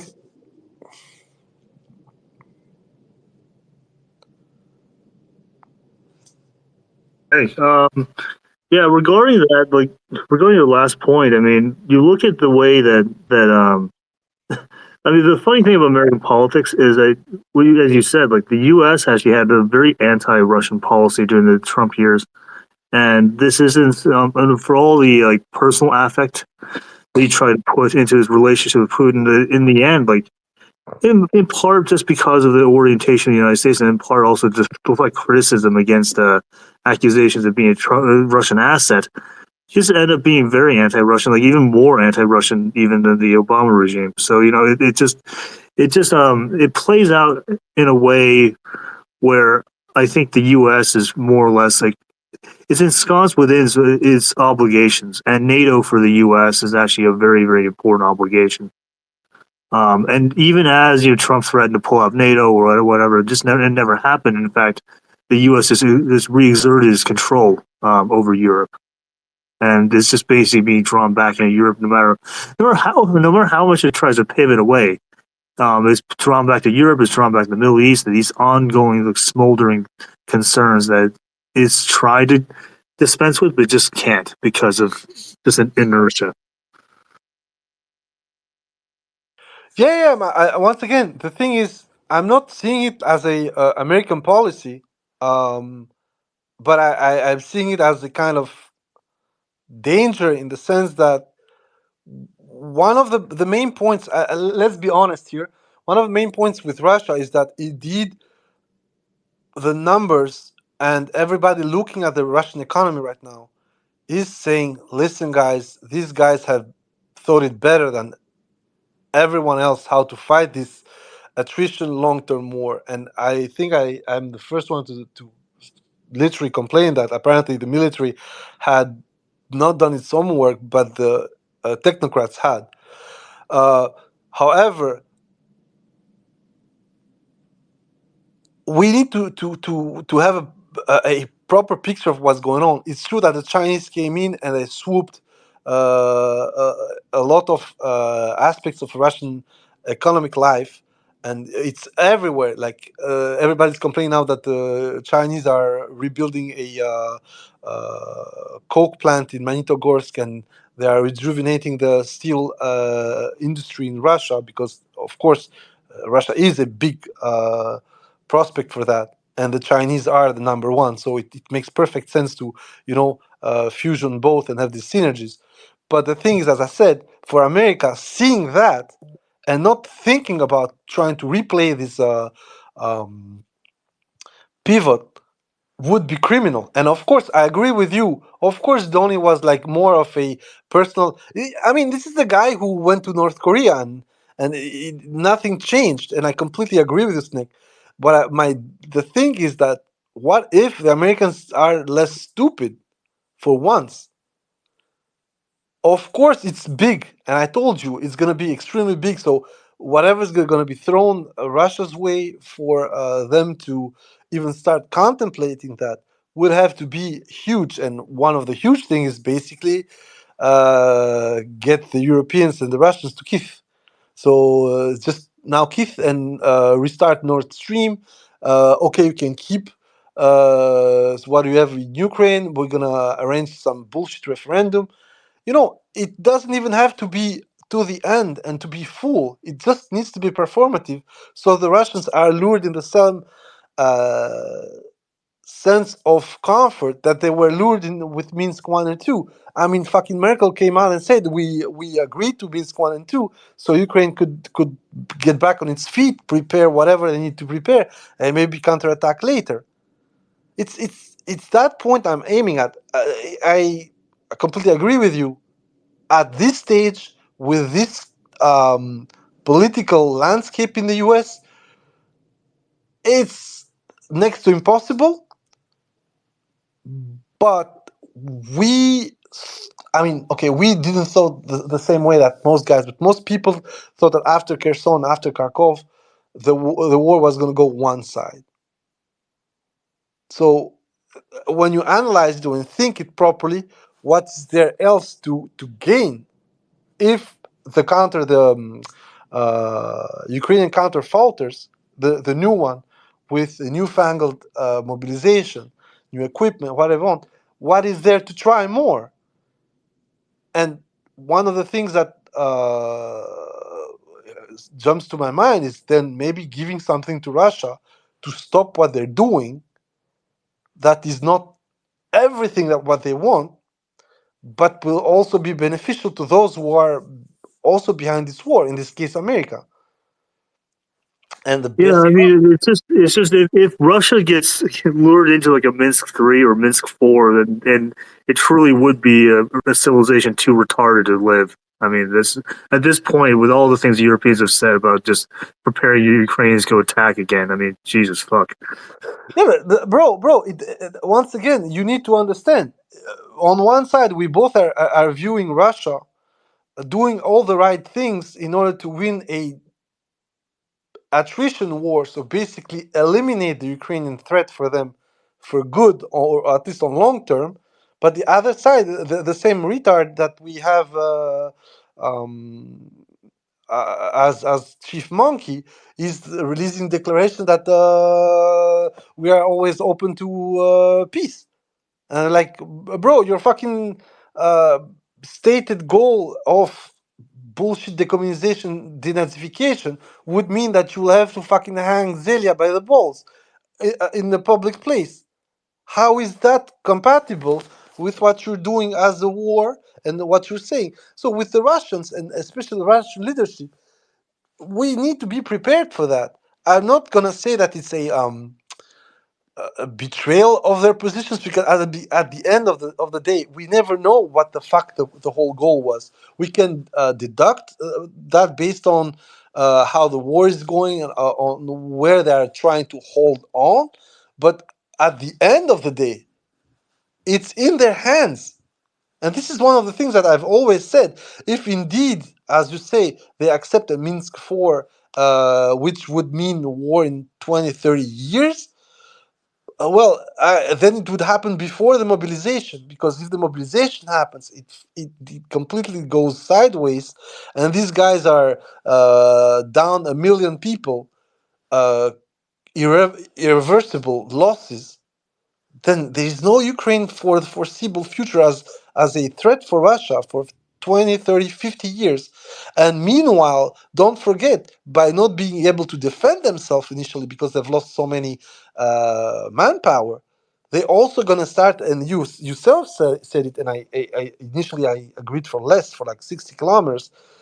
But is there? Who's going to be there to defend Ukraine at the negotiation table when Putin is going to ask anywhere between 60 and 300 kilometers of demilitarized zone? So this is also one thing.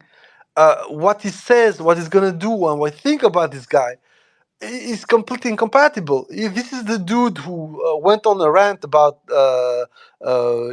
special military operation, then annexed for oblast, then is now preparing the fucking economy for a sustained military activity in Ukraine that would probably mean that, and we agree on that, that over time the Ukrainians will simply not have the capability to form a military to defend their borders for as long as Russia is going to be in this mode.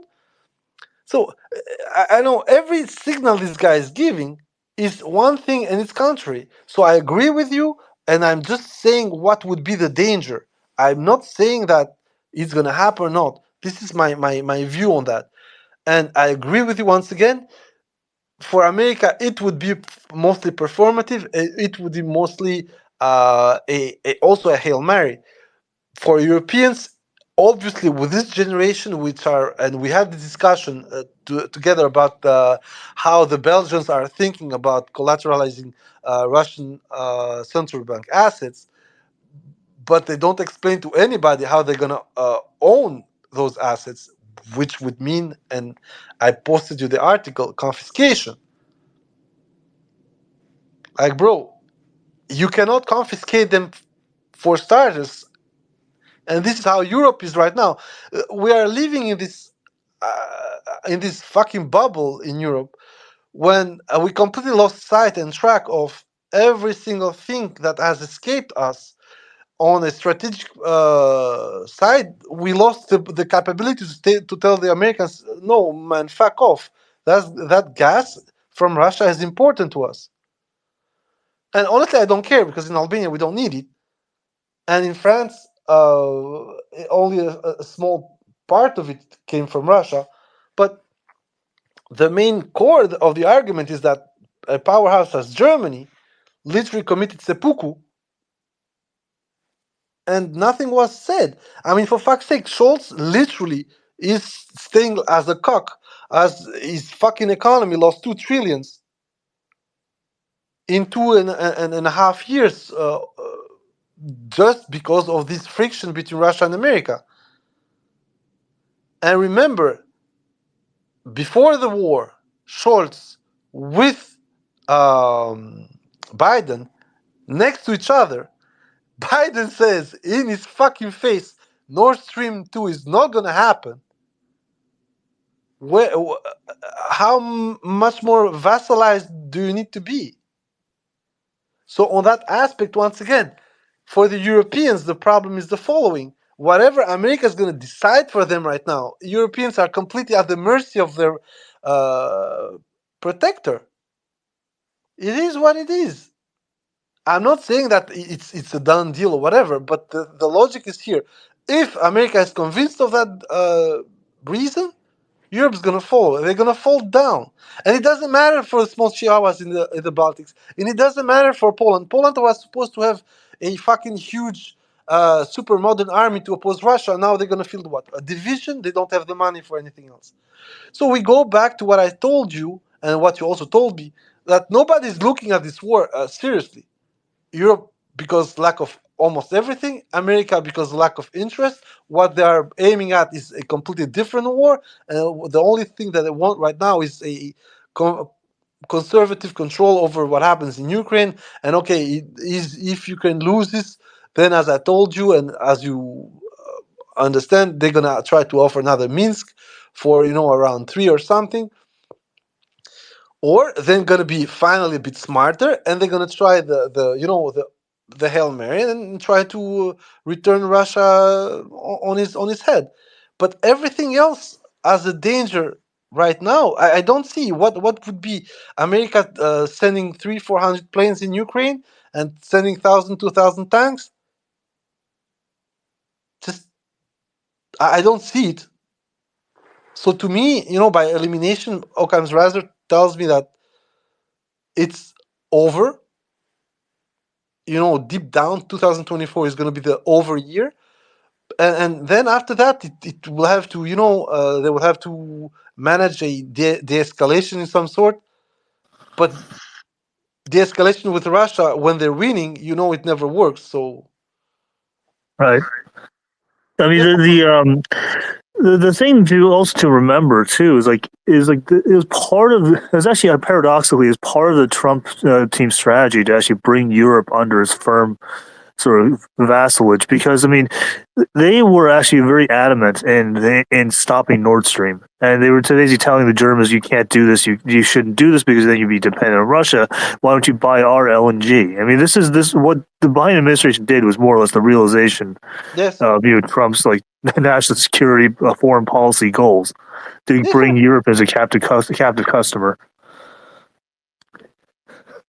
no, I agree with that. But that's the thing. That's exactly what I told you. Is the but American politics, American policy towards Europe is going to be full tutelage, and if they need that vassal, and we're gonna use a medieval term here. If they need that vassal to get shagged, so there's peace and they can advance their goals, that the vassal's gonna get shagged.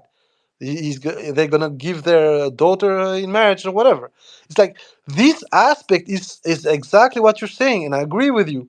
I'm not saying once again it's gonna happen, but I can also perfectly see if the Americans want to play it smart and not being confrontational for once. For once, now, of course, I'm not gonna lie to you. We agree together. This is not gonna happen as we. I mean, it's surely not for 2025. If anything happens, is like they try to land the war somehow.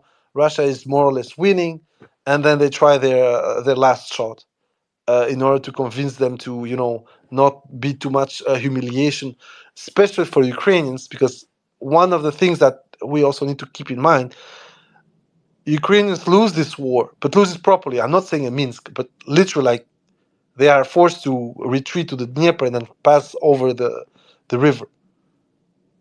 They are going to feel it. The Russians are going to make them pay. On top of it, that hatred part is going to go to Russia, but part is going to be a resentment towards the Europeans and the Westerners that didn't help them. So uh, that humiliation, it needs also to be taken into account, because I think it is going to be a factor post-war for decades. I'm not saying 5, 10 years. I'm saying decades. And also, how the fuck would you want to normalize those relationships? This is the thing I have it, because I'm going to tell you one thing from my experience in the Balkans.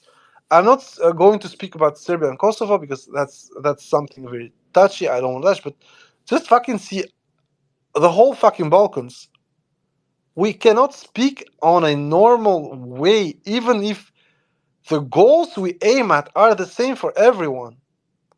And you know, Albania and Serbia have never been in an actual war. Of course, ex-Yugoslavia and the Albanophone community of Kosovo were involved into a small proxy war, but on top of it, like we never were completely in a war. And the language we're holding Albanians and Serbians right now is a language of confrontation which legally has no logic. Serbia has never declared war to us, we've never declared war to them. There is no precedent for this. But we are acting as Kosovo is already Albania, and we're going to have a fight, a war, which probably we have if it comes down to that. I do not wish it, but it's not up to me. The problem is the following. Imagine now Ukraine and Russia, which literally, if things go where they're going, will have 500 to a million irrecoverables, killed, maimed, lost, prisoners of war for ages, because some guys are going to have to be exchanged. If Russia wins, they will have to have Madjar. I already have the discussion with a small group. That guy either dies, either goes to Russia and get raped in prison. It's there are a lot of people like this on both sides, that if the war is lost, they will have to be given, or the guys will need to hide. This level of complete craziness on both sides needs to be also accounted for. And this, I think, is going to hurt a lot more any other process when it comes to Europe, America, Russia, and China, but China on the side, on the normalization of the aftermath of this war. And therefore, my issue, and I completely agree with you, but my issue is that how is America going to elaborate any kind of plan that would allow the Ukrainians to escape the wrath of the Russians, first of all, to escape their appetite as well? Because don't forget something. Let's say that war goes completely to shit for the Ukrainians. Russians are at the Dnieper. Dnieper is, conveyed by both sides with American patronage as a demarcation line. I'm not saying that Americans are okay for the Russians to gobble the whole long Dnieper border, but at least that's a demarcation line. A bit like in Korea with the 38th parallel. How? How are you going to then go from this situation after shitting on the Russians, portraying like as subhumans, putting them under a series of sanctions that are unprecedented, threatening to steal their money, probably stealing a bit of it, trying to make their lives miserable, gloating when terrorist attacks from Ukraine happen in Russia or against Russian individuals?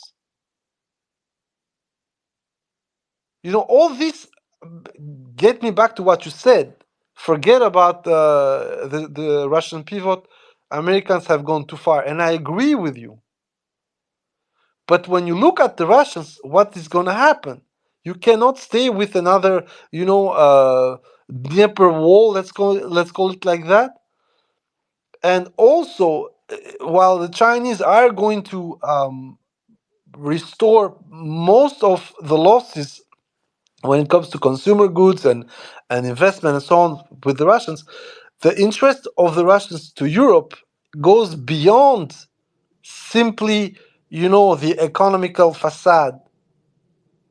One of the things that Russia and Europe had in contention is that Russia saw itself as a big guy in Europe, but now with the Chinese, the big guy are going to be the Chinese. And this is not at all like this mental illness from the American side who said China is going to gobble Russia. The Chinese don't care. It's even better for the Russians to be on their own feet than to start, intervening in Chinese in the Russian political and social life, simply because that has backfired for the Americans.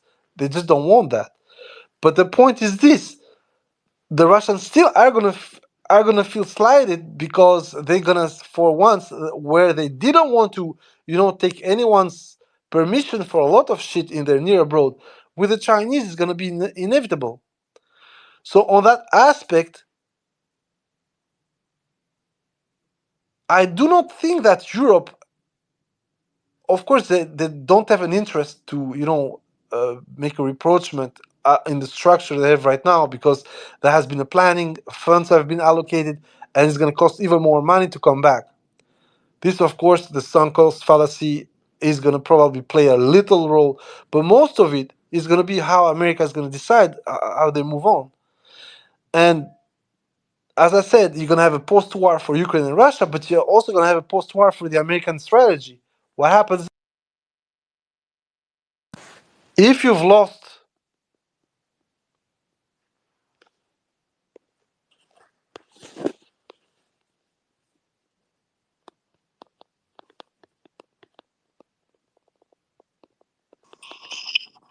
Sorry, guys. Dëgjohesh. Sorry, guys. I had the phone coming in, so I had to cut. Anyway, basically, just to cut this rant about the post-war, the biggest problem post-war is who's gonna be in charge in every single bloc. If it's Putin, you're gonna have a problem. If it's you instead, I mean, like, if we want THD, it's not the guy for that. If it's someone else, we would have to, await who is gonna be. Because if it's our friend Demon, he talks a lot, but basically he fucked up also a lot. He messed up Libya by believing the Western world over bullshit no-flight zone. He abstained. In Georgia, the reaction was fast enough, but mostly because Putin was there to kick him in the ass.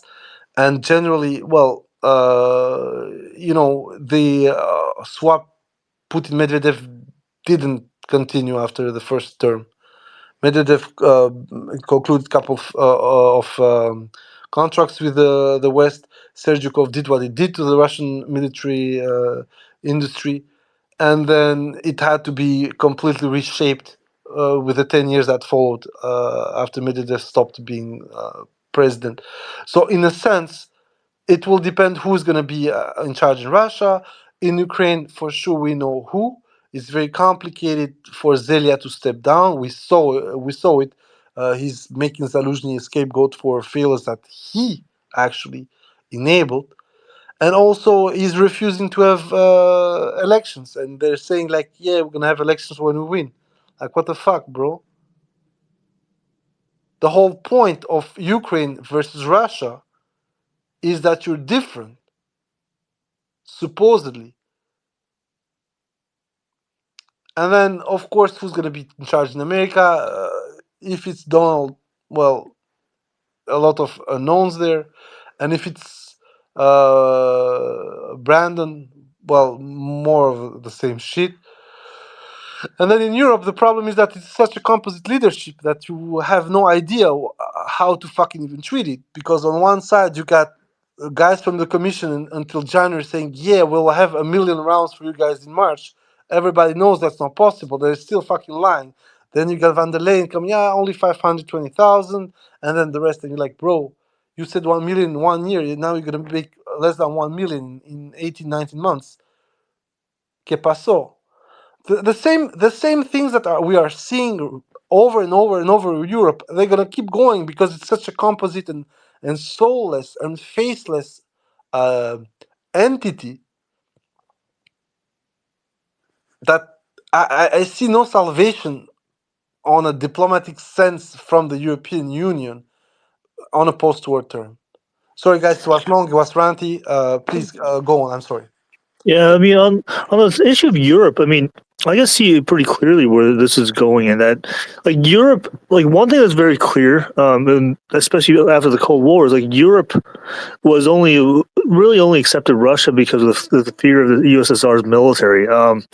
But the political structure of the EU, the political structure of modern Europe that was like enshrined or begun in the Treaty of Westphalia, dating back, a good 350, 370 years, is that essentially, like Europe militates against large hegemons. I mean, that's the whole point. That when you sort of enshrine the rights of small states, you ensure that no one state can become a hegemon. This is what France found out time and again when trying to become a hegemon of Europe. Got smacked down.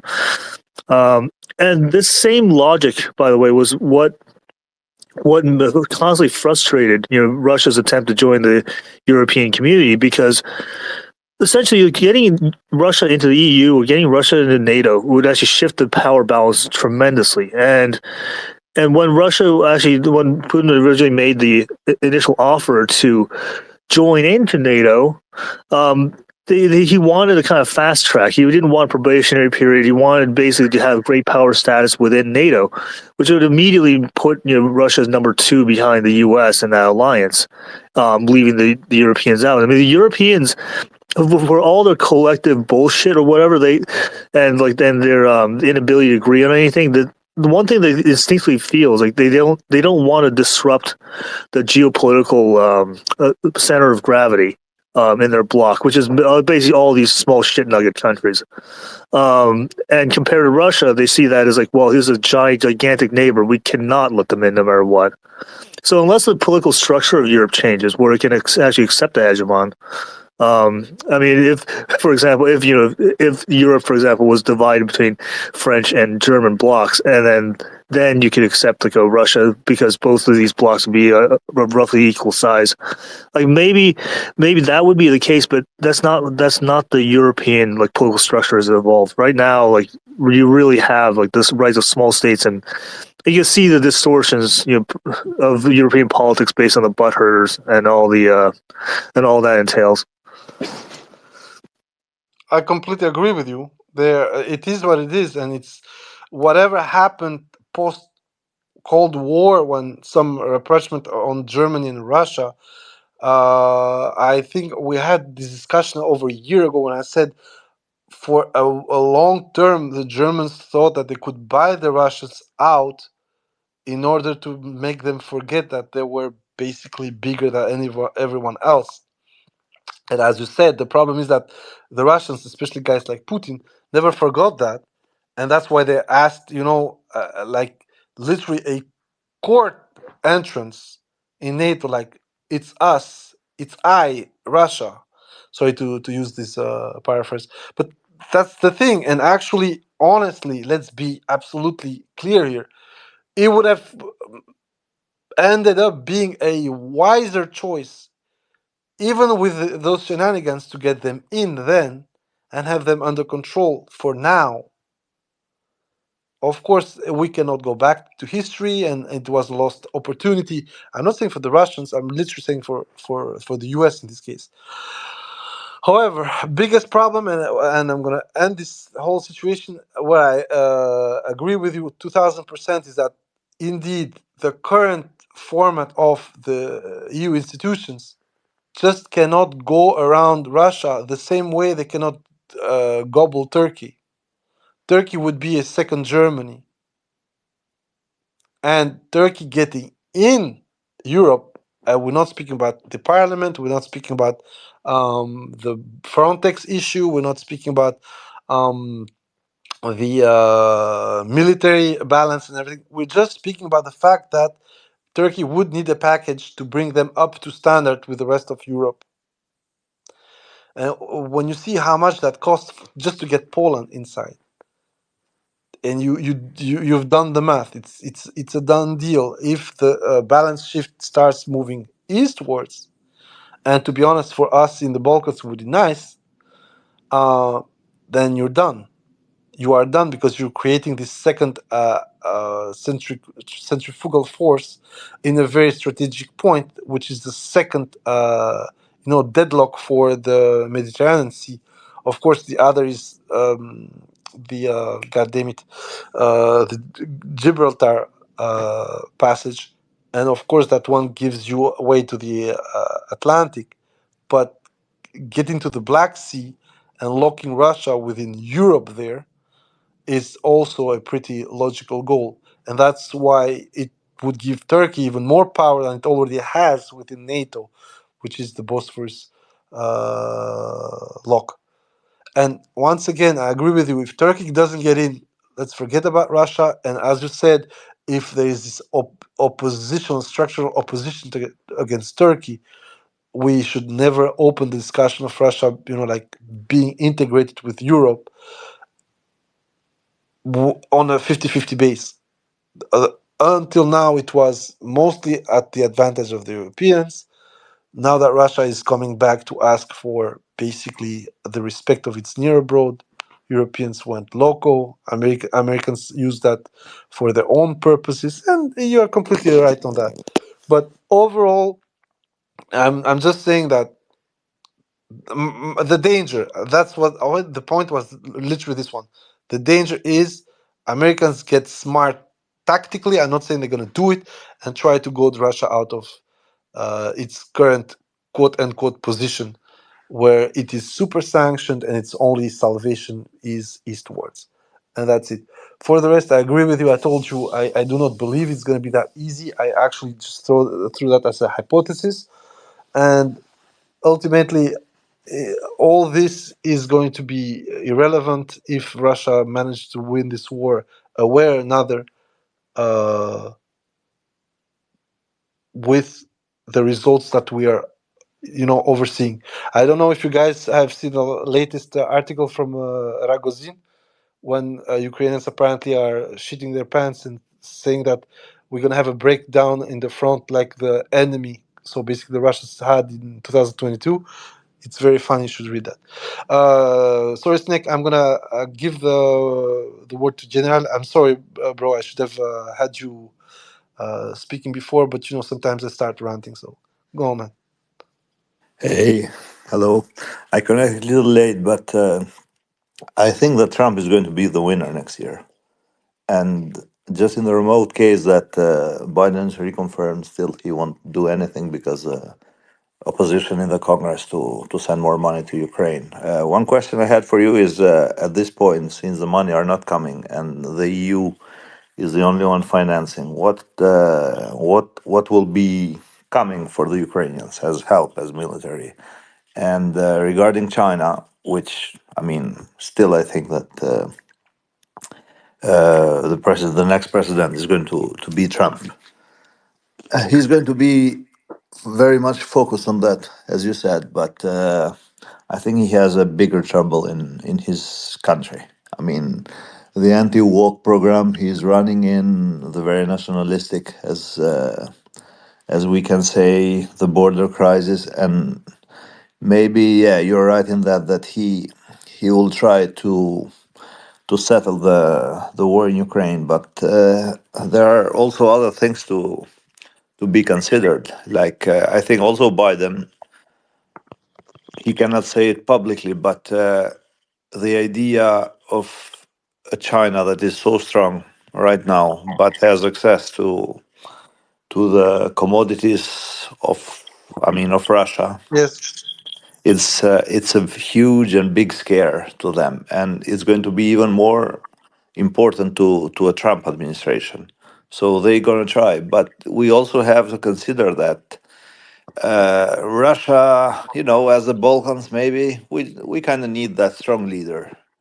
And how strong can be Putin if he decides to quit the war, to settle for it with all the people that have died, with all the rhetorics, with all the blood that was spilled, and it is going to be kind of difficult also for him to stop there, to sit and to serve to his people another Minsk 3 or 4, whatever you want to call it, where they're going to be sitting and signing. So I don't know. As for the NATO, I don't think it's breaking up, but Trump surely will make them pay a lot more money because I was reading an article and said that in the 80s, in the 70s, 60% of the American industrial output, I mean, was getting shipped to Europe. Now it's down to 40, but it's still consistent. So for sure they want to keep it up. And now the LNG story and everything. But yeah, a lot of things remain to be seen, and less consideration regarding the area denial in the good old fashion of Gorshkov theory in the Black Sea by the Yeah. Ukrainians. Uh, First of all, I mean the Tarantul attack that happened the last week. When I saw the map, I mean the Russians are such fuck ups. It was inside the lake, and probably they didn't have the nets or whatever there. No, it was outside. Not on that one. I'm gonna cut you. Apparently, MT Anderson found, based on the stars or whatever they localized it. It was between 8 and 12 kilometers.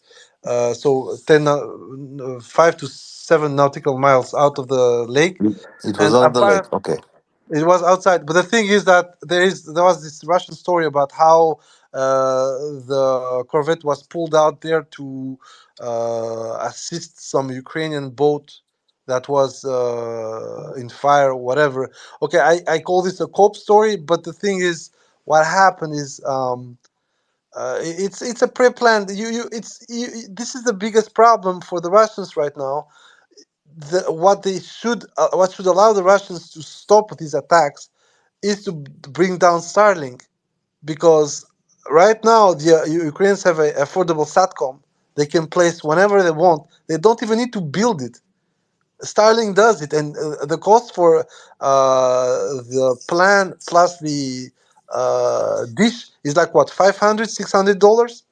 It's Yeah. it's it's nothing, and you don't even need to maintain or whatever, because it's part of the plan.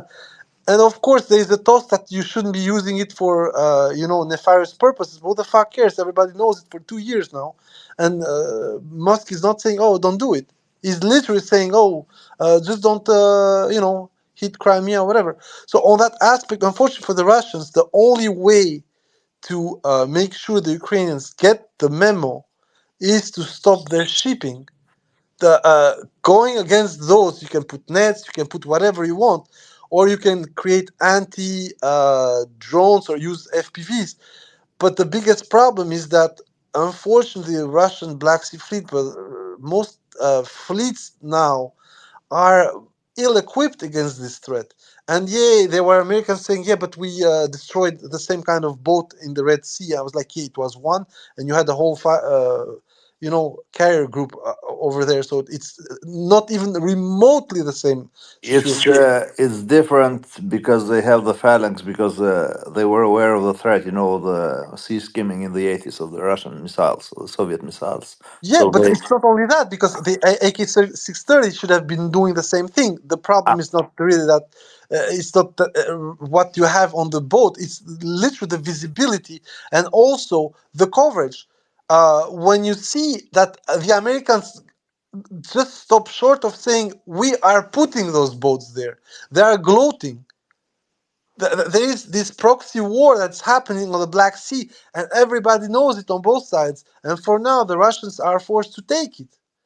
they But are forced by their own mistake because they deployed the fleet in the Mediterranean. I don't know what the hell came to the mind of the general staff at the beginning of the war. We spoke about this yeah, also. sure, sure. But still, the process of you know building these boats, affording the technology to steer them, preparing a ad hoc charge for them, surveying the coast, because this is also something else. Normally, Ukrainians could have surveilled the coast by using N-30s or whatever. But the biggest problem is that that surveillance now is free of charge, and they don't even need to do anything. Americans are doing that for them. Uh, Yeah. NATO is doing that for them. So it's the biggest part of your problem, which is knowing where the enemy is and when to wait for him, is already solved, and the Russians knowingly cannot touch those assets. It's like having a CCTV all over your. I don't know, you're going to work or doing whatever. They know everything that you're doing in the Black Sea. The danger with that thing, as I said, is that right now the Russians are accepting to be on the defensive most of the time.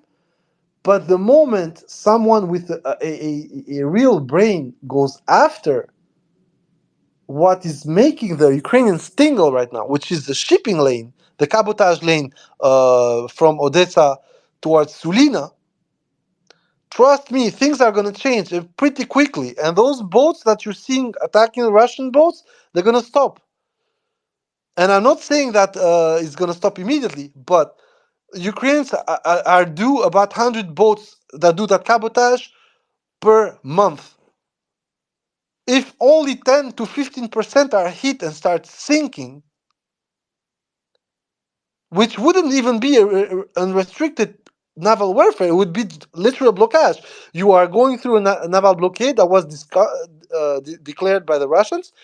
You are not part of the war. You obey that naval blockade. Point. And most of the ships are not even under American or British flags. They are Pleasance pavilions, so like Gabon, Panama, all this shit. So literally, it wouldn't take anything legally for the Russians to do that.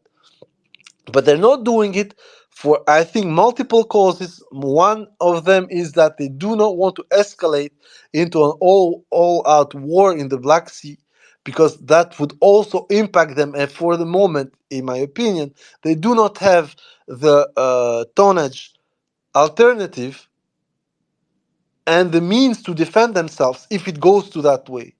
Because you have also, Russian boats that need to go through, and part of them are shipping fuel.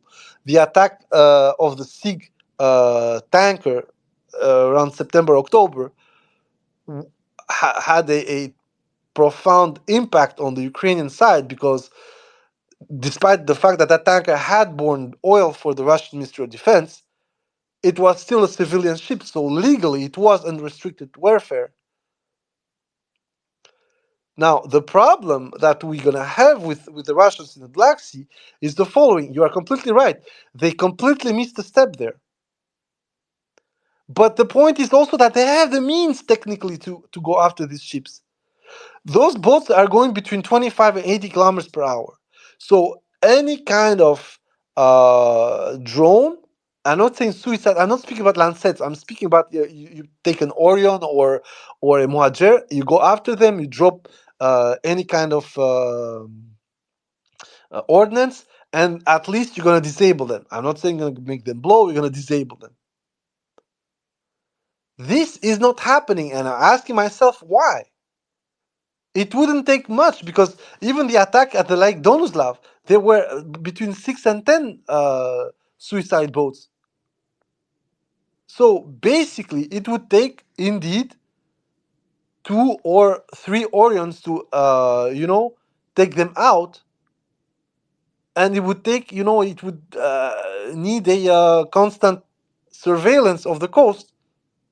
But that's what you're supposed to do. I mean, you're Russia, for fuck's sake. And don't tell me that, oh my God, you need all this cap. No, a Moja can stay up to the air 10 to 12 hours, or also 14 to 16 hours. So you don't need that many. You literally need to put some of those in Anapa or in Novorossiysk, 6 to 12, and this guy's flying that shit 6 hours in, 6 hours out. And you have your 24 hours. But this is not happening on the Russian side, and I've said it. There are a lot of these moments when you ask how, why, and sometimes you can see that it's doctrinary and it's literally inertia or for whatever reason, and sometimes you see that it's just that there is something going on. They are preparing something, but they wanted bulletproof somehow or somewhere, and for a while these attacks stopped.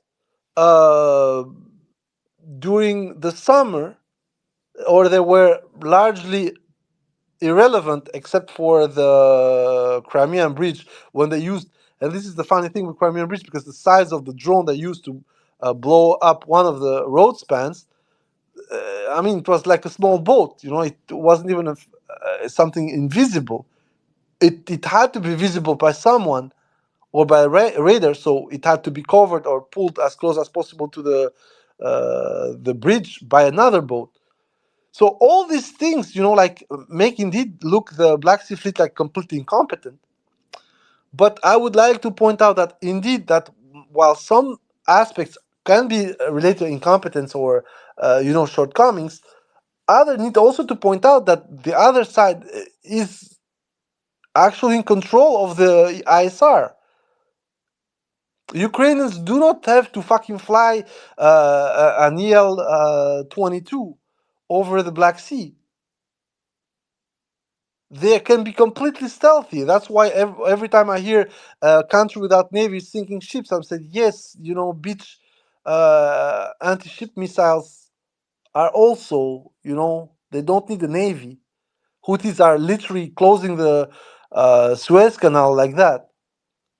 The HMS Diamond was attacked 3 times. None of it hit. The British are calling that boat home.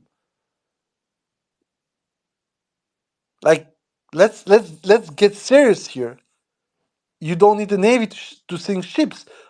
But I understand the memes, I understand the propaganda, but the problem is this: nobody is ready for this shit, especially not in the level of proficiency, of preparation, and of control the Ukrainians are benefiting from right now. And I say it again: give the Houthis the same tools. I'm not sure you're gonna laugh. And we have the same thing with Hamas in Gaza. Of course, it's not the drones, it's warfare itself. Israelis are being shown entirely incompetent to cover their axis, to defend their vehicles. I mean, it's a fucking nightmare. And I would like to tell everybody, like, it's been 3 months. 3 months what the battle in Grozny lasted in 94, before the Russians got the city. So once again, we can talk about incompetence, we can fucking bash the Russians, and they deserve it. But they're also the first one to deal with this shit. And at the level of preparedness, level of supplies, level of support. The closest I'm gonna use as an example is the Vietnam War, when the Americans were a lot more prepared than everybody else. The Americans involved in Vietnam, Air Force, helicopters, boats, and everything, was a complete different way of dealing with this war that the Russians are doing in Ukraine. And yet they lost 10,000 aircrafts. I don't know if you fucking guys can imagine this, but we are speaking about 10,000 different aircrafts. Of course, a big majority were helicopters.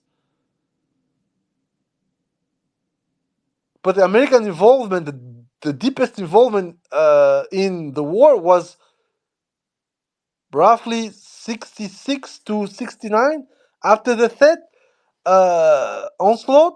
And despite the fact it was a military defeat for the Viet Cong, the Americans literally got spooked and get the fuck out. So once again, I would like everybody who's looking at this war and is mocking one side or the other to not look at the minutia, but look at the trend, look at the strategy.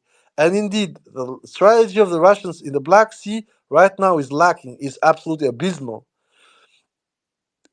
But there are remedies, there are things that go pretty quickly the right way. And unfortunately, all those, in my opinion, are locked by political will not to escalate in some way. To me, it's an insult to think like that, but I'm not the Russian leadership, military or political. For people who followed me since the beginning of this shit show, they know I've advocated for solutions that are both cheap and radical, and are not nuclear either. But the Russians keep going with this shitty, penny pinching way of dealing with things that unfortunately is true. They are giving them lessons, they are learning. But fuck me, why do you need to suffer that much to learn? And yeah, I agree completely with you. And as for the rest, listen, my biggest trouble I have with Russia right now and its position on the overall exchequer, be that international, local, whatever, the biggest problem I have is that they make one step forward and then two step back. That one step forward is technical, military, strategic, and tactical. And politically, they mostly make two steps back. Like, after the counter, the Russians were put into a position to succeed on a political scale. Avdiivka is a political objective as much as it is a military tactical objective. Reaching the Oskol is a political objective as much as it is a military tactical objective. Down in Ugledar, same thing. The offense that we're seeing right now from the Russians has both a political goal, so basically, if tomorrow they need to go to the table of negotiations, Russians have the better hand, and a military goal that even if there are no negotiations, that line of contact there is perfect. It's mostly protected up north by the Oskol.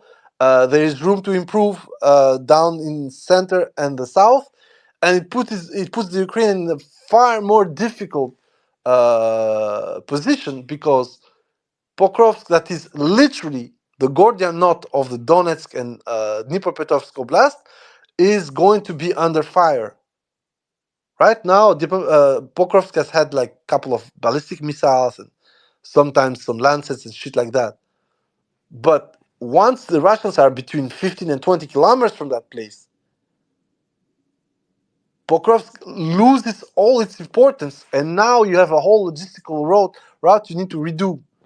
And this is going to impact the Kharkov Oblast. So once again, I'm saying all this is very smart and what you want, but at no point do I see Putin going for the kill. And this is the two steps back. And I know it's a rant against Monkey. And once again, I'm not going to politics. I'm not starting to judge the guy. Uh, they might have their own reasons. I'm not privy to those because I mean I cannot explain. As I said, making sound and logical choices on one aspect, but keeping with the charade that everybody here in space knows it's never going to work. And as for the rest, what is going to come, as I said, for the Ukrainians to weather 2024, they need, as I said, at least 800 barrels on artillery, just on amortization alone. They will have to need better electronic warfare assets. They will have to need ships. There's one thing I'm gonna keep saying, guys. It doesn't matter only how much you're gonna deny the Russians on the Black Sea. If you don't have the ships to start to attack the Kinburg Spit and South Kherson Oblast, it doesn't matter. You're just gonna end up dead. Only thing you're doing is just prolonging the war on the Black Sea. All the rest, it's ridiculous. It's not really mattering. However, as I said, if the Ukrainians somehow manage to have landing ships like LCACs and stuff like that, maybe they can try something on the Kinburg Spit and put everybody into a kind of panic. But other than that, if it stays the same kind of procurement that we're hearing, like maybe 120 barrels from France and Slovakia, another cumulative 100 barrels from other countries when it comes to 155, then no, it's not going to be enough, and it's going to actually contribute to the reduction of fire rate de facto because, as I said, you need 250 or 300 barrels to fire 600,000 rounds, and If we for talk about, sorry, if we talk about money, they are saying that they are spending like 9 billion a month. If I'm not wrong. no, it's that the problem is that what is 9 billion? Because the thing is the following: Zelensky put a price tag on the mobilization, which was somewhere between 12 and 14 billion dollars, depending a lot of caveats. But that mobilization means that for the 500 or 450, you are between 27,000 and $30,000 spent per person. in normal terms, that would mean that you're gonna pay those person for a full year plus give them kit. The problem with Ukrainians is that they do not produce anything, and the whole kit, a basic Ukrainian kit, is about $12,000 as it stands now. Plus, you are gonna have to feed him, and the food wise, it's another $10,000. So you're at $22,000 with kit, food per person, and then what, $5,000 for a treatment, which is about 400 euros a month. So basically, the cost, really gross cost. I'm not speaking about something else. I'm just speaking about the infantry. I'm not speaking about the vehicles, the artillery. It's like having these guys there, feeding them, equipping them individually, and paying them is gonna burn out all the money you just asked for a year. I agree. If it's like that, yes. But then what you do next year, if you need to burn 13 billion year in, year out without any other cost, no fuel, no armament, no, you have a big fucking trouble there. Because this is just your mobilization cost. It's like paying these guys, feeding them, and giving them their first gear, one set, winter, summer, whatever. But then this guy is gonna have to need a weapon. Let's say that you're going to use your stocks, or you're going to buy in France, or you're going to have aids from Canada and so on. You will need ammo. And we have this discussion with Snack back in the day when America doesn't produce enough to give anything to Ukrainians. Uh, just for training, Ukrainians need basically what America can export with these 500,000 people, you know? So all these hurdles, all this logistical preparation for that army, which should actually be the equal to, over time, of course, to the expeditionary force that Russia has in Ukraine, allegedly, means that the money that supposedly is going from Europe, which is about 27 billion the first 18 months, and then the rest up to 4 years, is a drop in the ocean. Politico has had this article by saying, like, what the fuck are you even saying? The expanse of the Russian military budget from 22 to 24 is 50 billion. So they're going to spend what is going to be thrown at the Ukrainians for 4 years. They're going to spend it in 1 year. And of course, it's logical. On one side, you have a state which has a hard currency income via hydrocarbons. On the other side, you have a guy who's panhandling. But on money-wise, let's say that 110 billion come, 54 billion on the European side. Don't forget, it's not only militarily; it's also for sustainment of the government. Then you have the 110. With the 60 billion on the American side, you divide that between 3 or 4 years, doesn't matter. You're gonna arrive at roughly 25 to 30 billion a year that need to be disbursed. This is the deficit outside of the grants for 2023. Deficit outside of grants is 39 billion. So you're not covering the deficit.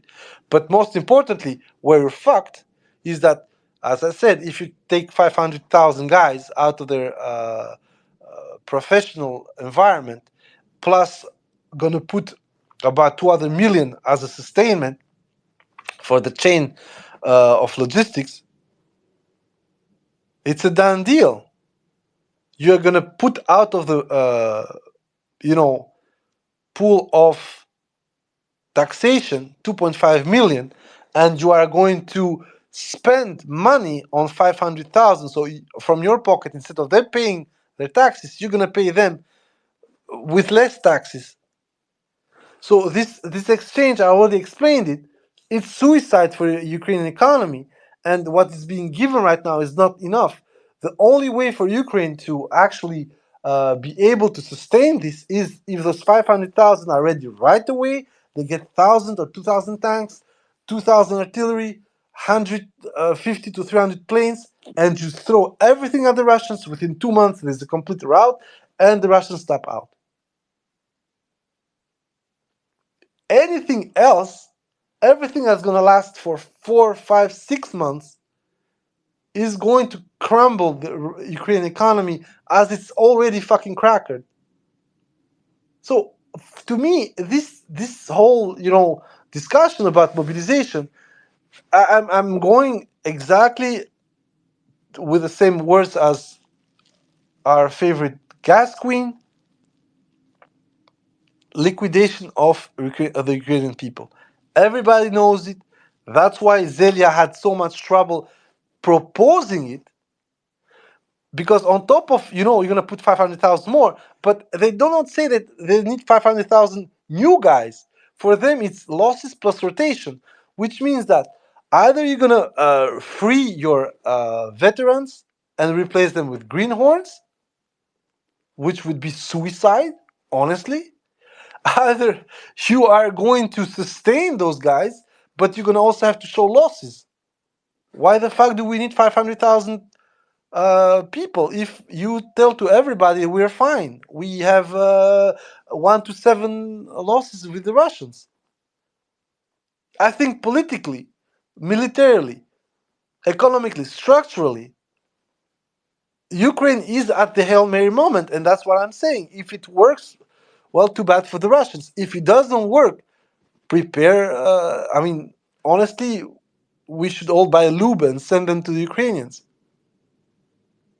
because they're gonna get raped. Politically, I can perfectly see Putin. If it's a breakdown on the front, I can see him being as ruthless as he was in 2014 and 15, when of course Minsk wasn't a good deal for no one, but he took out of Minsk the maximum he could take with the economy Russia had in 2014. When you need to know, they had a fucking breakdown with the start of the Obama oil glut. But once again, I'm not gonna have to discuss this. I'm just saying, uh, technically, Ukraine would need half of the American army. Let's say, let's put it like this: if they got half of the American army plus a couple of hundred jets, maybe that Hail Mary could work. Anything else is just prolonging the suffering of Ukrainian people, killing more Russians than Ukrainians, and at the end, ending up, with the remaining piece of the choke. We're at the board. You're, drawing whatever you want, and then you have just a stub for your choke. That's what's going to remain of the Ukrainian defense potential. And if you are at that stop, then you're gonna have to go to. Sorry, guys. I know that maybe a lot of you don't like me using Nazi comparatives for the Ukrainians, but you're gonna have to go to the Sadosturm.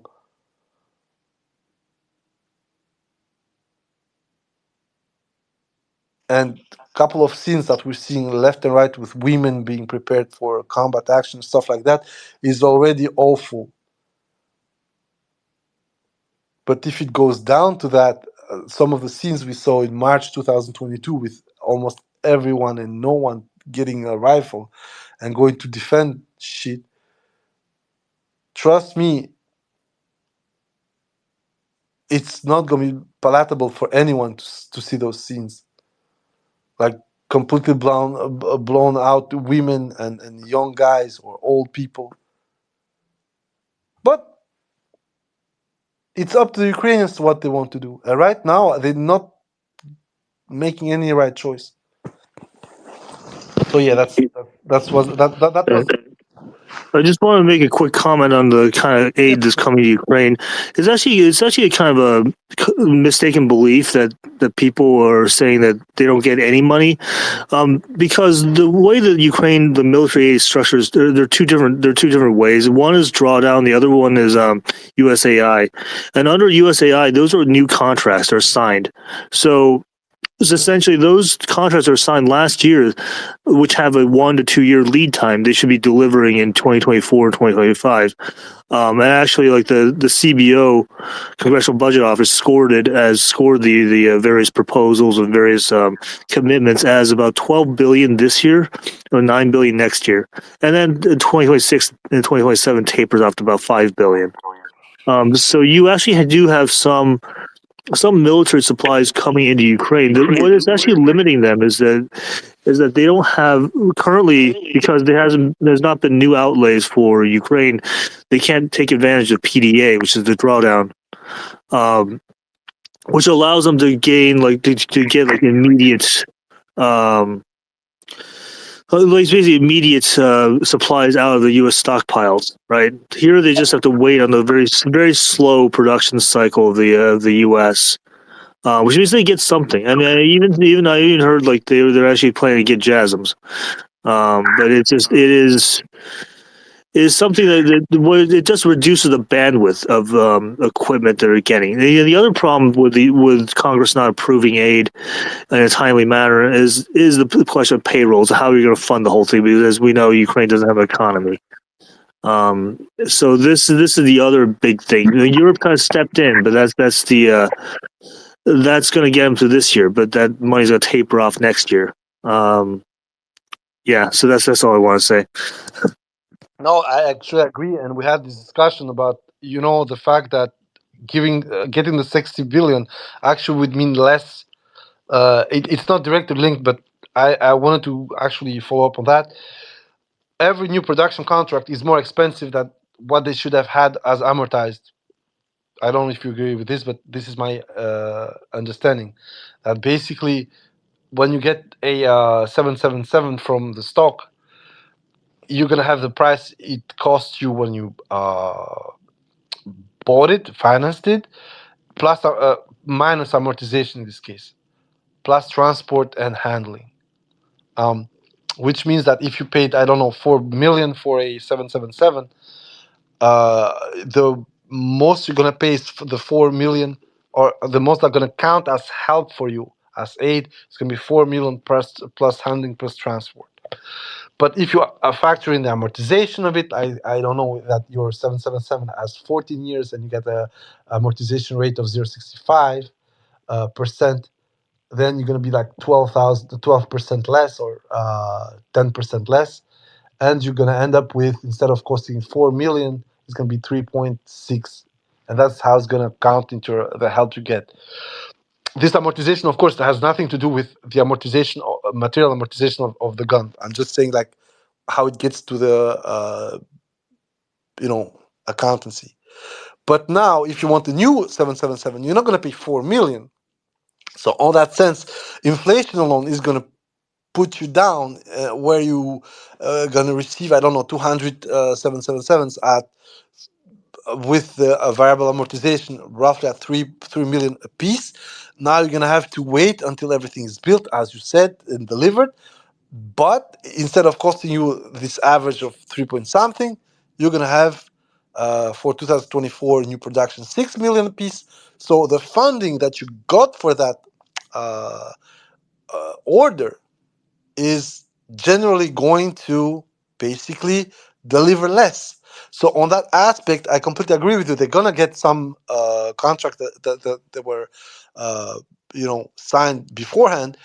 First of all, we don't really know what contracts. I mean, for instance, the APKWS uh, had like a large contract and haven't delivered everything. Then there are some drones. Then I mean, there are contracts out there. My idea is that um, the production in the U.S., correct me if I'm wrong, for the core materials that they have, for instance, for the Paladin and so on, is mostly refurbishment of what they have and then sticking up a new gun. So it could look like it's a new production.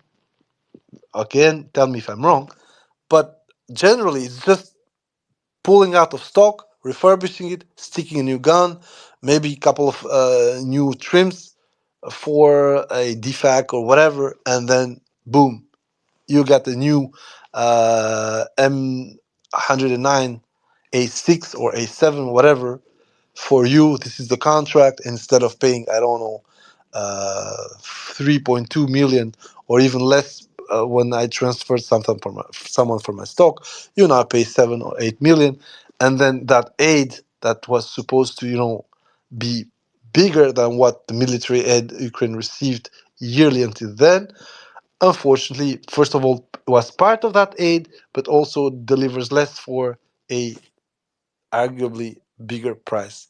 So on that aspect, I completely understand you. I agree with you, but what it doesn't solve that situation in the sense that maybe they're gonna get something, but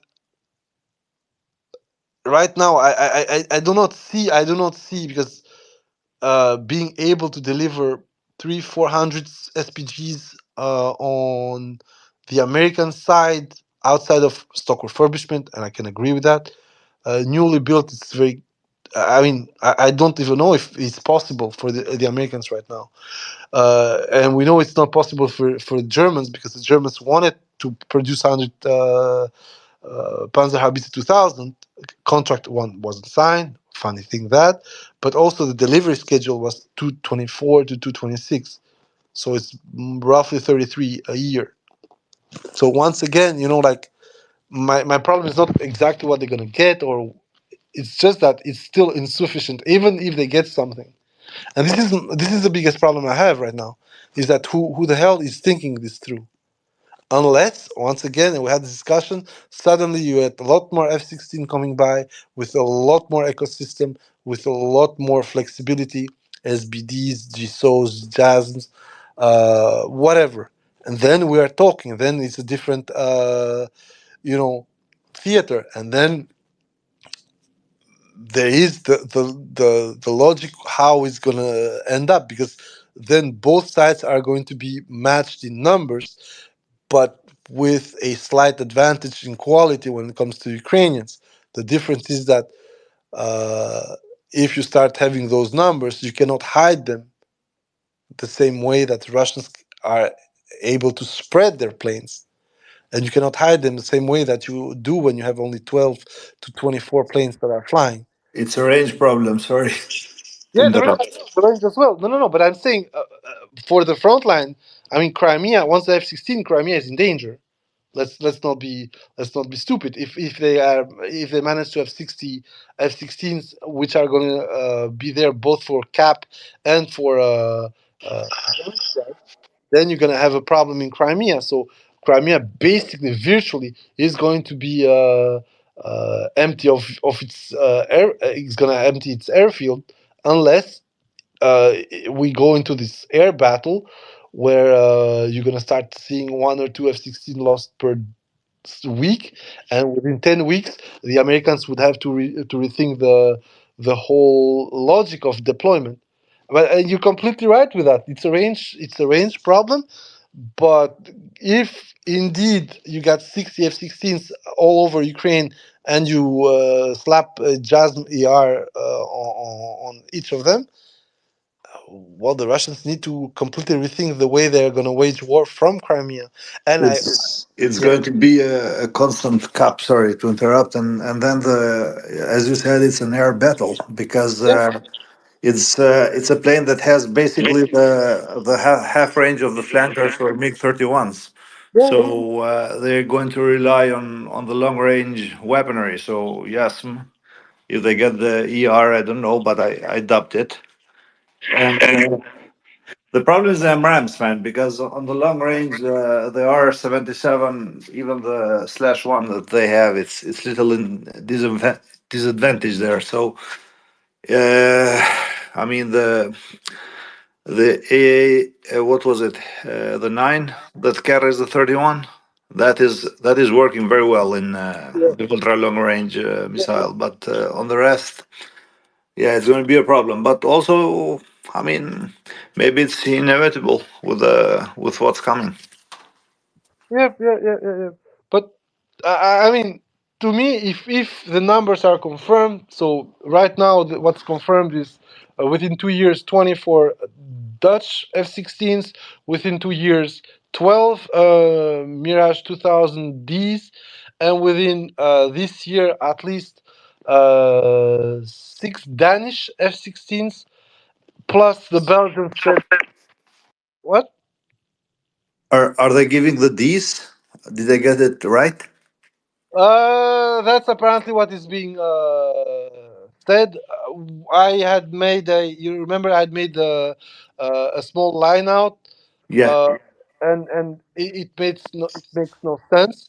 But once again, on one side, I had inside military source confirmed by OPEX 360, and now it's mostly retards writing on Twitter what they heard from mainstream press. So on that aspect, I have no verification, but based on what France had and what France needs over time until they go full Rafale, the D's were untouchable. So let's see. I mean, don't forget, France has now the most stupid and unqualified prime minister it has ever had. A guy who has never managed anything else but a press service. So what can I say? I mean, we're gonna have a Baron Bock with French characteristics and who likes to say shit that nobody wanted to hear, like the French Ministry of Defense. When they heard what the fucking prime minister went online to say that we're gonna send them the latest of the latest in armament, I had guys who told me like he's retarded. For instance, half of the shit that we can send them, we don't have it for ourselves. Of course, we have the precedent now with a ground launch small diameter bomb, which is not in service in America, but apparently was sent in Ukraine. But most of the time, what Ukraine is getting is, um, you know, meat and potatoes kind of equipment. Of course, the two A6s on Germany were that advanced, for instance. The STRVs were the backbone of the Swedish forces, but Germans have the 2A7 and going to be on 2A8. Uh, the Poles didn't send their 2A5s or the 2APLs, they sent crap like 2A4s. So, generally, for the Ukrainians to start getting cutting edge equipment from France, I would literally not believe it. So my opinion is that we should wait for what is sent or what is announced officially. As when it comes to the ISMs, so the hammers, those are, I'm sorry to say it, a bit worse than the Jdam extra range that were already sent. And I said it, and I'm going to repeat it. Those dams are not changing anything in the conflict. They are giving a little bit of extra oomph, but due to the limitations of the Ukrainian flight, I'd say capability, they are not anywhere near to change the outcome of the current fight. Now, my biggest problem, as I said, is how many. If they manage to have between 24 and 36 this year to the year end, okay, it's going to mainly be replacement of what they have, and it's literally wearing thin. If somehow we are at 60, then Crimea should start going into full hedgehog mode.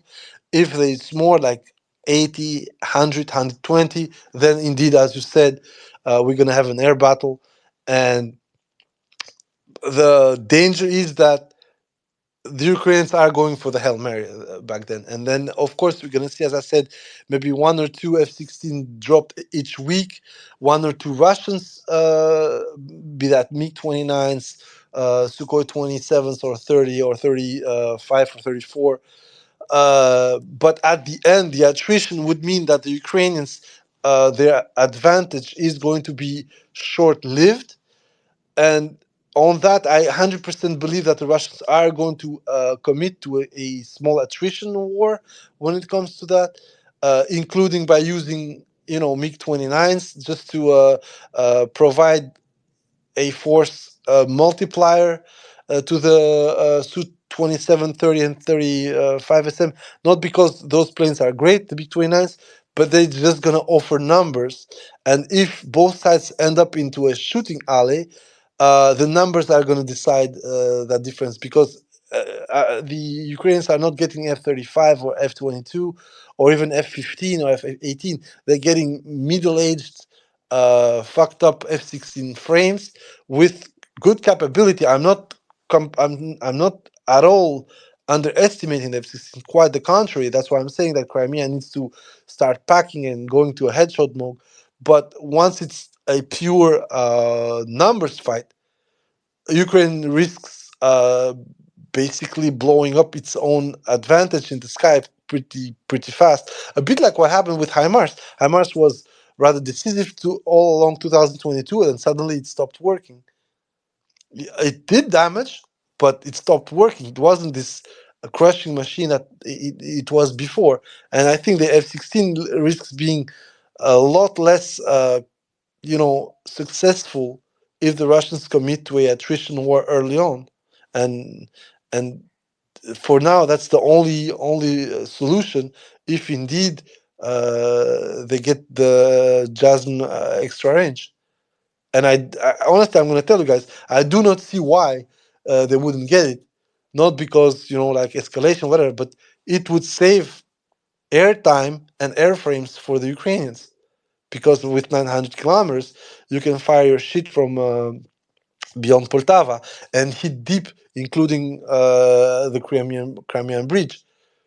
So I do not see, I'm going to repeat, I do not see the logic of giving them the shorter JASM, given that the range on the Scalps and on the Storm Shadows was 500. And I said that since the beginning when it came, and that it put in danger the fleet, which was proven when they hit them in dry dock.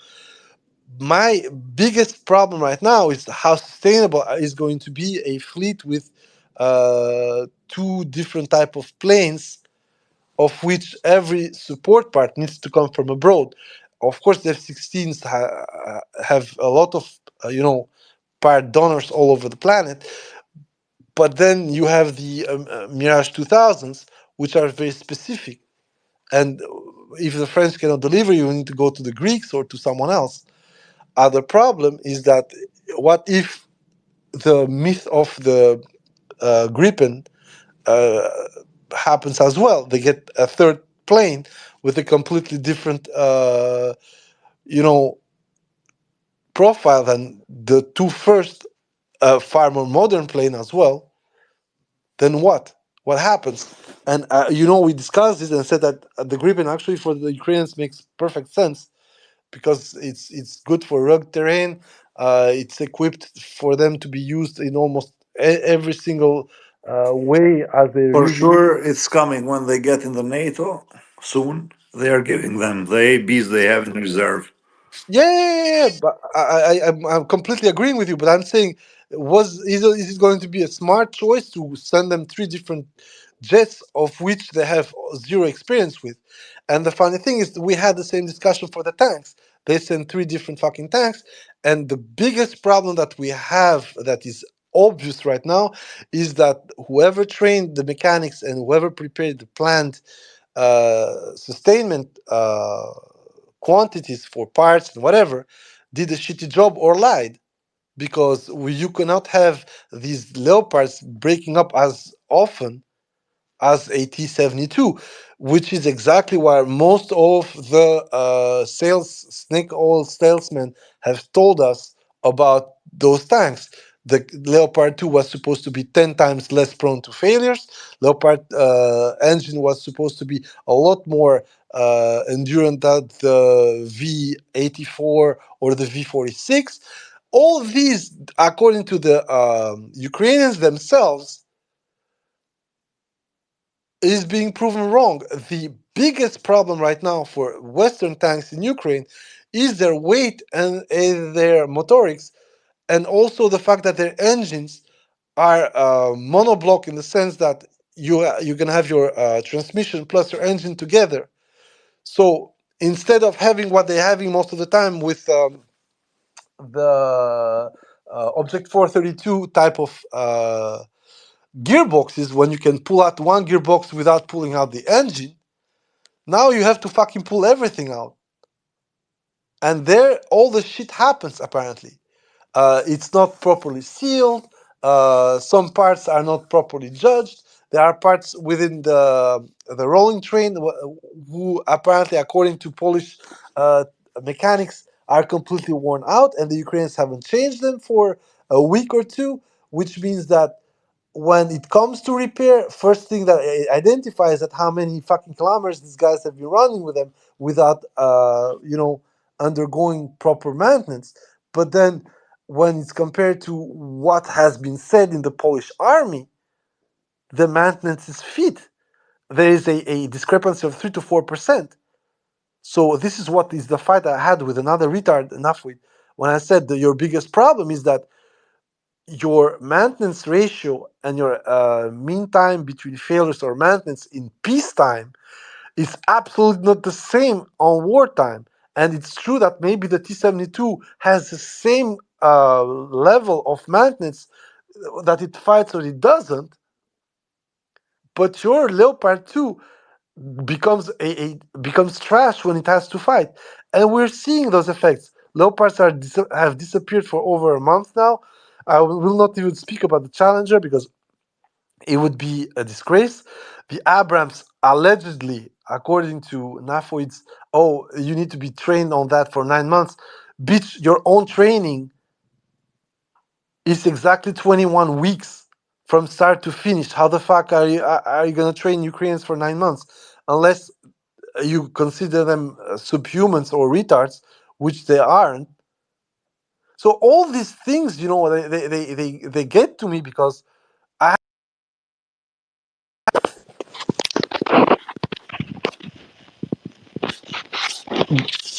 guys, do you hear me?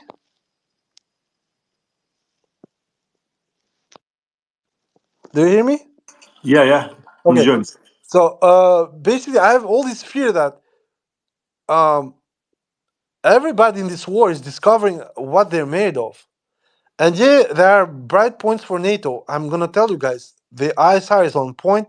They invested in the only thing they needed to invest, be able to see everything so they can selectively choose what they want to spend. And that effectiveness is undoubtable. I'm not trying even to cope or whatever, but that part is where the Chinese are doing exactly what they need to do, which is investing into a constellation both for communication and a constellation for uh, you know surveillance. These parties where the Russians were left behind post-Soviet Union. Didn't have the money. They reduced their capabilities, and of course they were out of any kind of alliance that would help them develop themselves at the same level. Because let's be honest, being in NATO affords you those capabilities. Ukraine is a different case because a lot of stuff, but being in NATO once again affords you to be able to have real time ISR, localized ISR, persistent ISR, whatever. And on that part, that is deciding the course of the war. It's not deciding the war. It's just making sure that this war doesn't end in 6 months, a year, or even two. It making sure that Ukrainians, of course, are less capable of defending themselves over time, but they're dragging this war enough. Maybe I don't know to deter the Russians. I don't know what the plan is on NATO side, but when it comes to how it's being executed, it makes some of their aspects shine, like ISR, like beyond line of sight weapons and so on. But deep down on the infantry side, on the artillery side, on the general approach on how you should wage war, I don't see it. One of the things that as is frightening me is I'm seeing more and more maneuvers on trenches from NATO, and I'm like, guys, you know why these people are fighting in trenches in Ukraine is because you are offering them the capability not to be surprised, and there is no breakthrough on the other side. So it's a good thing to train for trenches, But the guys you're gonna fight tomorrow, if you go to the point when you are gonna have to fight into trenches like Russians and Ukrainians are doing, you're doing something wrong and you're gonna lose that war. Because historically, NATO has always been a expeditionary force. There has never been a war in NATO soil since the creation of NATO that has been ongoing between no NATO side. A friction that has been going on between Turkey and Greece over Cyprus, both were NATO members.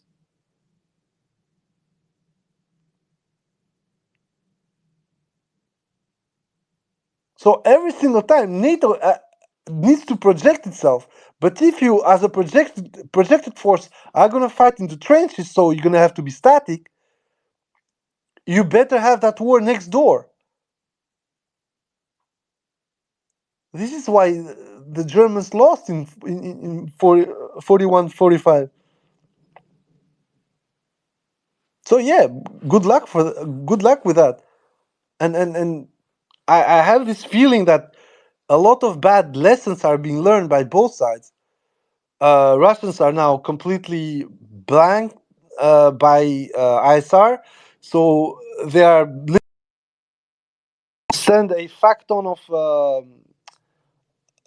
satellites within a couple of years. They are cooperating with the Chinese in order to take part in their own micro constellation. So we're going to a certain point where Russians are going to overextend their budgeting into a project that it is important for them, but it's not needed, while the NATO side, instead of trying to shorten this war, is trying to learn how to fight the long war, and it's crazy. Because you don't fight the long war when you are a fucking debt burden like fucking the whole of NATO.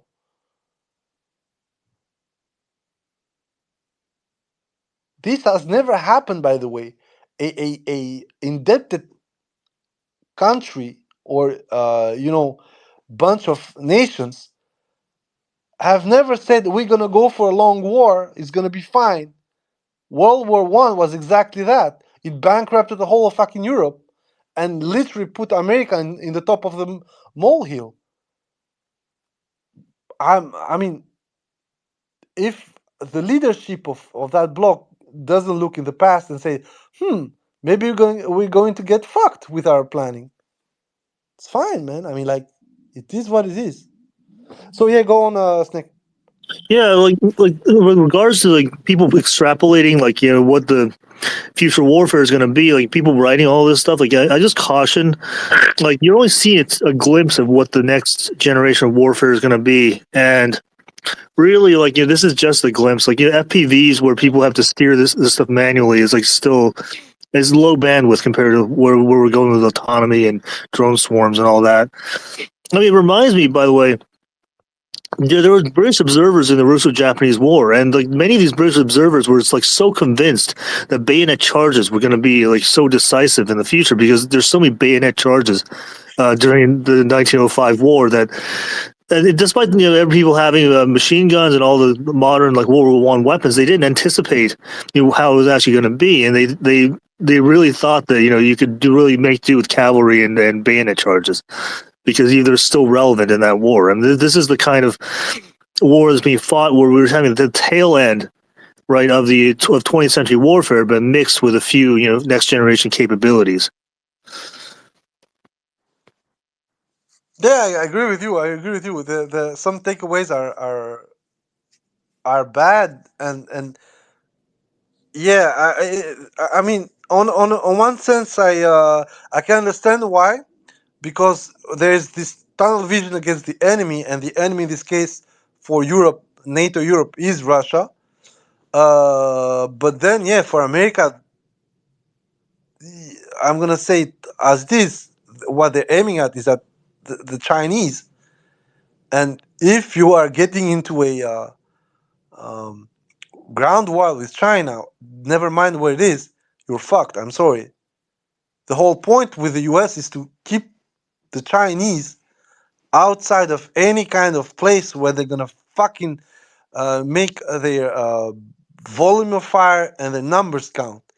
And the only way to do that is basically to do what they did to the Japanese, do this hopping war, very mobile, with a lot of constraints, naval warfare in this case, or amphibious warfare.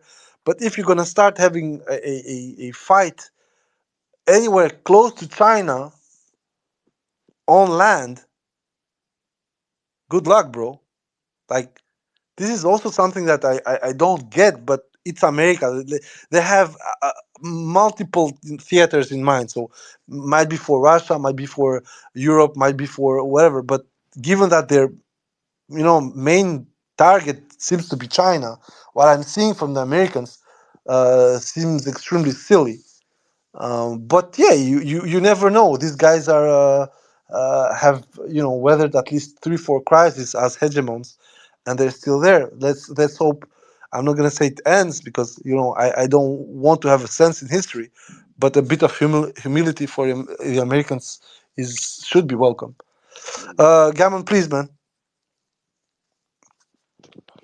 Mm, but I just really like to say that even though the U.S. says that they are not financing Ukrainians, uh, just today the Ukraine lost a Su-25 pilot killed, 380 sorties, and the response already there for the Ukrainians. They claim Ka-52 shot down yesterday. So it's like like some Western crisis management for the PR department already there and coordinating. Same with the what is it called, the IRIS-T loss. They already showed just a couple of hours uh, after this it's lost that we have mock-ups.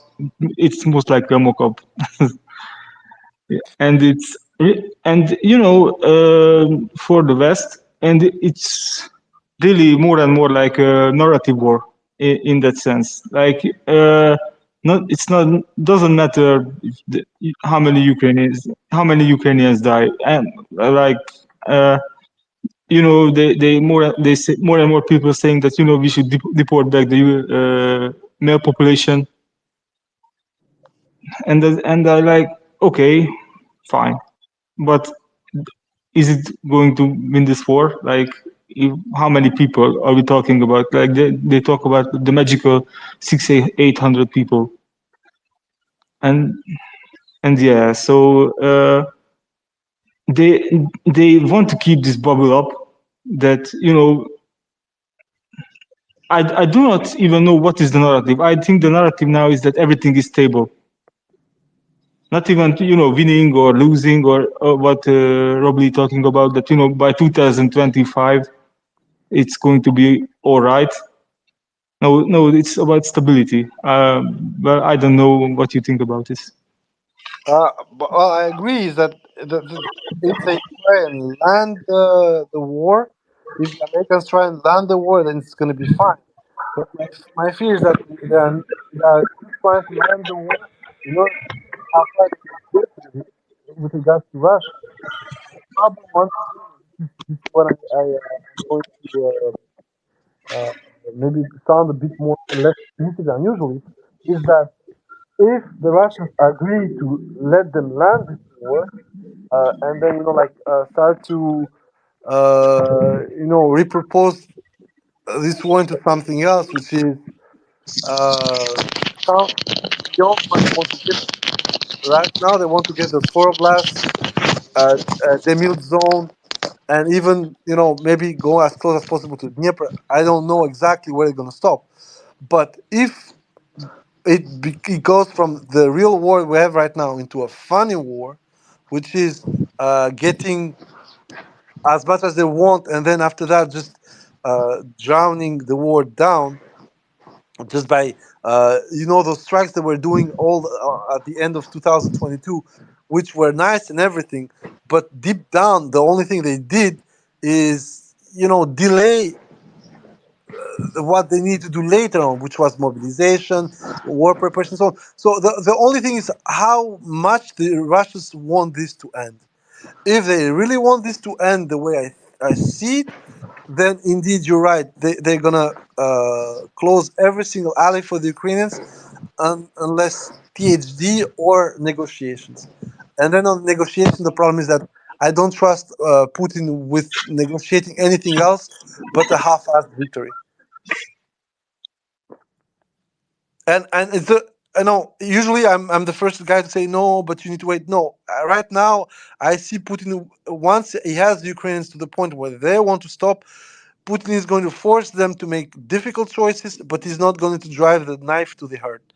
And in a, a big reason for that, what I think, is that he doesn't want to kill that stupid bullshit idea of brotherly people. He has killed it. He doesn't know it yet, or he doesn't want to realize it. But in his mind, it's like they're gonna turn around, and this is, I'm sorry to say, an absolute nonsense. But anyway, it doesn't matter. It's not for us to. I mean, it's not for me to actually make like. Where Putin talks about decommunization, he should decommunize himself and his Soviet education. Yeah, I know. But that's the thing. On one side, talk about decommunization and so on. On the other side, he's the product of that as well. But anyway, right now, you don't go to war with the things you want to have. You go to war, or the Russians say you don't go to war with the army you want to have, but you go to war with the army that you have or you're left with. And it's the same thing for the political leadership.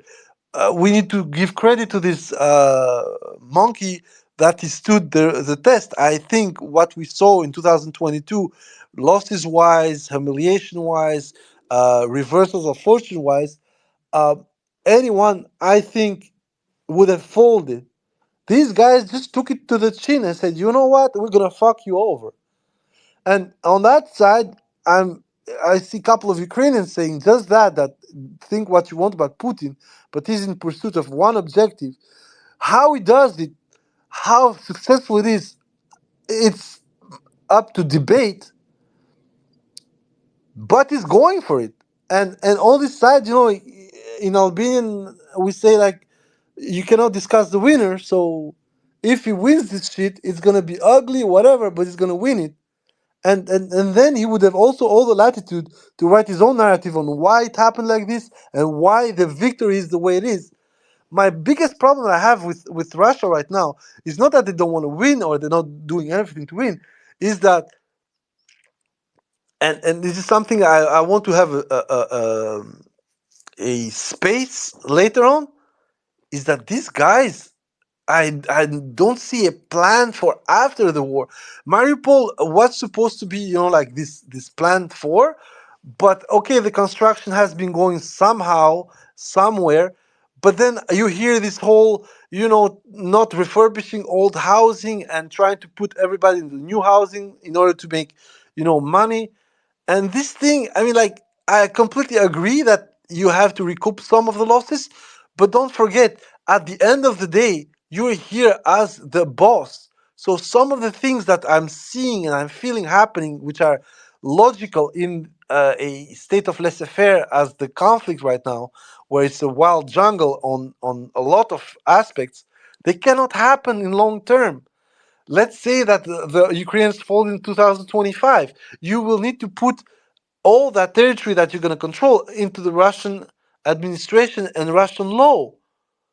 You cannot have like some guys literally start to buy ground and project, huge development, while half of the private neighborhood needs to be restored, and the guys are still there, or are they still having,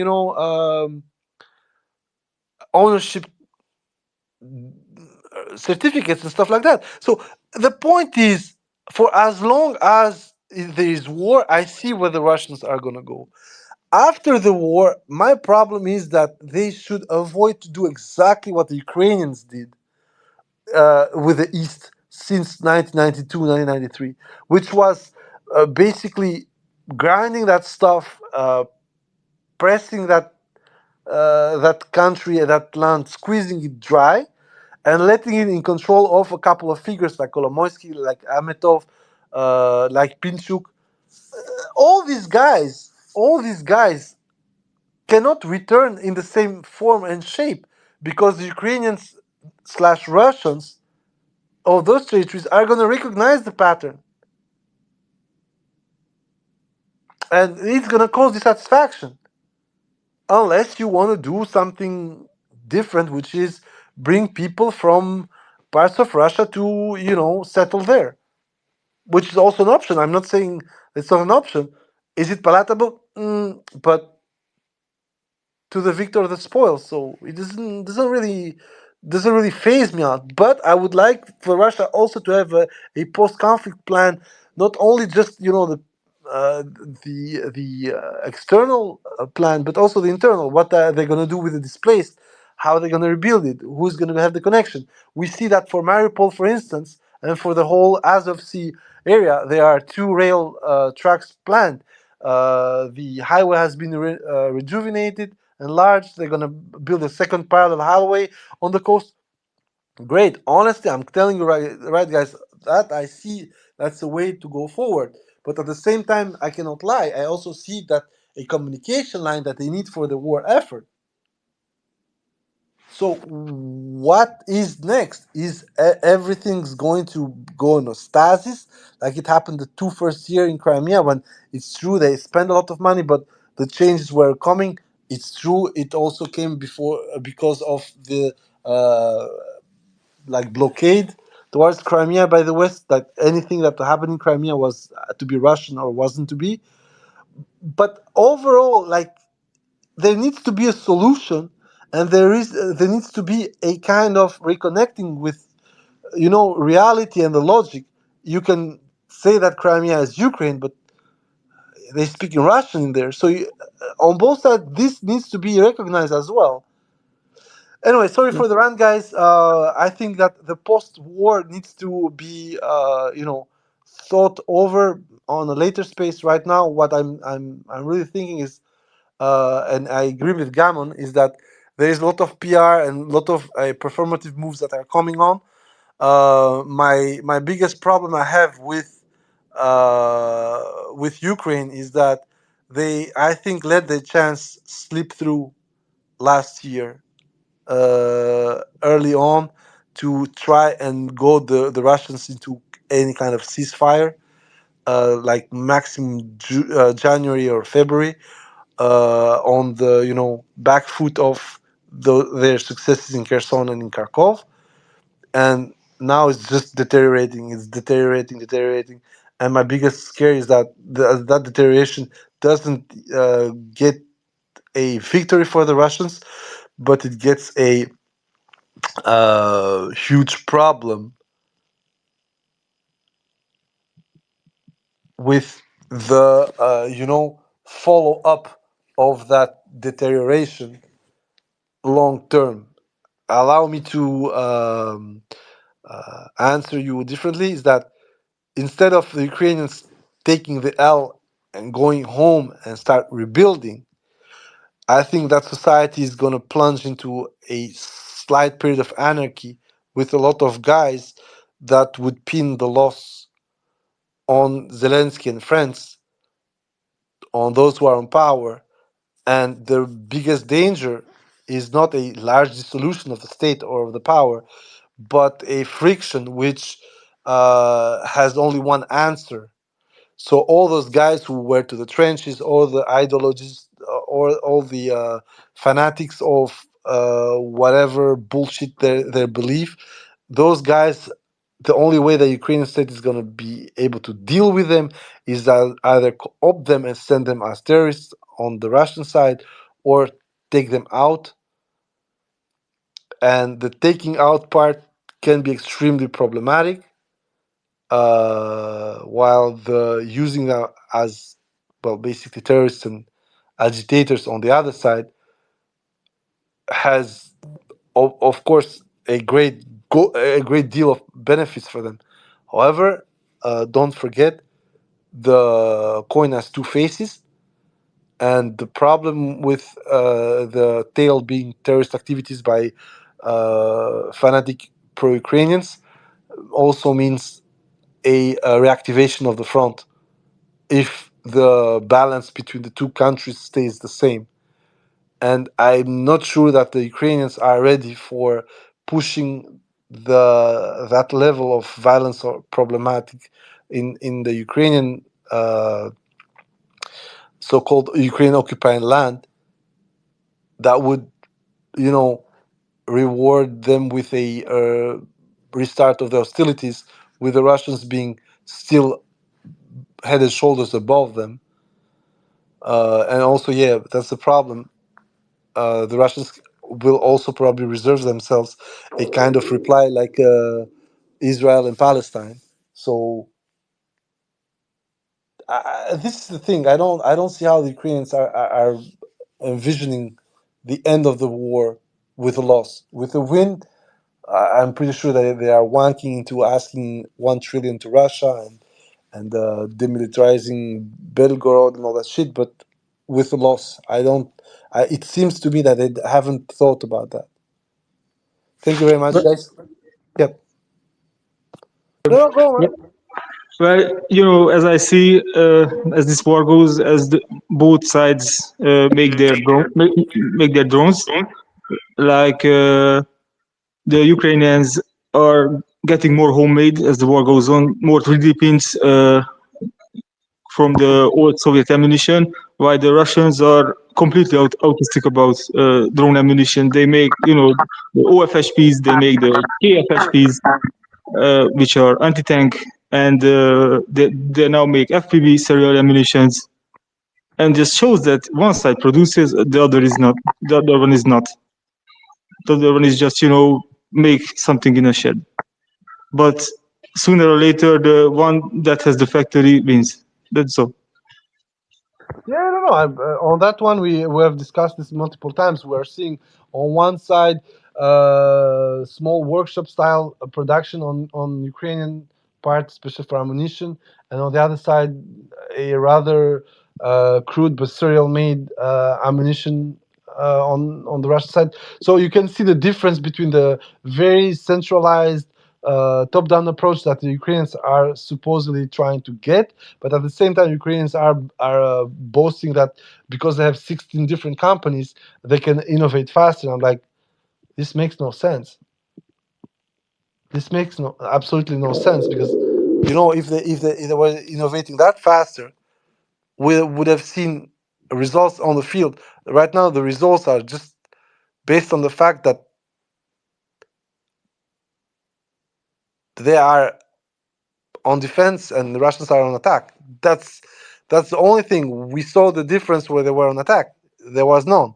They were all also getting killed by FPVs, Lancet, and so on. So I completely agree with you. You know about that. The biggest problem is that when is Ukraine going to have its spare moment? We, me and you, we think never, given the problems that they have now.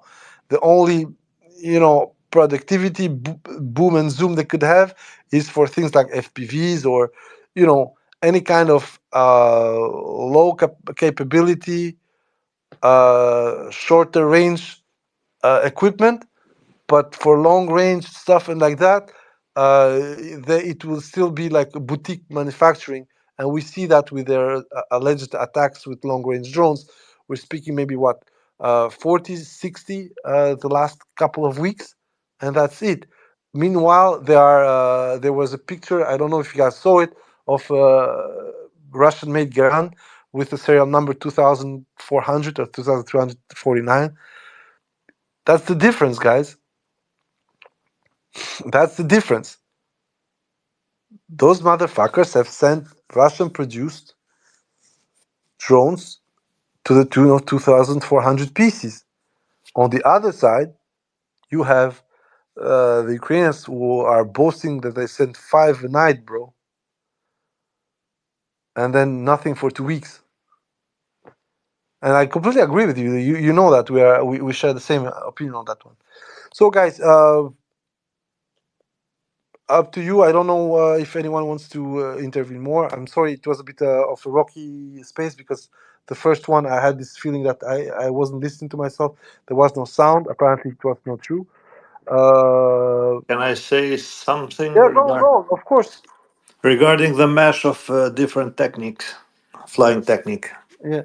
Precisely. I think I don't know when you got out, but we went after '97 from a well-maintained, obsolete fleet of Zils, Gaz, and IFA, and whatever we had, Yeah. to to mostly donated Western stuff, whatever it Yes. was. Iveco 470, man. Don't talk to me. Don't talk to me about that because you know the fact is was that we weren't driving that much. I'm gonna really speak about the IFAs. We were not driving them that much because those were, they were the jewel crown. The Zeals, the was whatever. Okay, they weren't in good shape, but okay. And then, as I told you, we had the first Ivecos military trucks from Italy. Yeah, the Uh, sours and everything yeah, else, and and we they just were used to the bone, man. They were doing, in average, like 10 times more road than the ours, and it looks nice inside. It was more or less well maintained. Yeah, we had the same problems on the public transportation with the French Saviem buses. yeah, yeah. But what I really meant was that we used them till they died. Yeah, Nobody cared to do servicing or whatever. And I think it's the same that Ukrainians are doing now with everything that is donated. They just use it, and I don't think they fix it. And that I don't think they. If, for example, the empty meantime between overhauls of I don't know, Pratt or whatever GE yeah, that the F-16 has is 1,000 hours. They're gonna try to use it for those 1,000 hours, do the basic maintenance, and when it doesn't work anymore, just fuck it. yeah. No, And I understand. They're just gonna turn around and say, "Die, die, die, engine, die." I completely on that one. I agree with you, and on a certain sense, it would also make sense for the tempo, because if you have to do the same shit you're doing with the Leopards, that it takes already 70 days to have basic repairs. Imagine that with a plane. You're gonna have to ship that somewhere in Poland or in Germany. Then you're gonna have your technicians being there. Uh, the tempo cannot.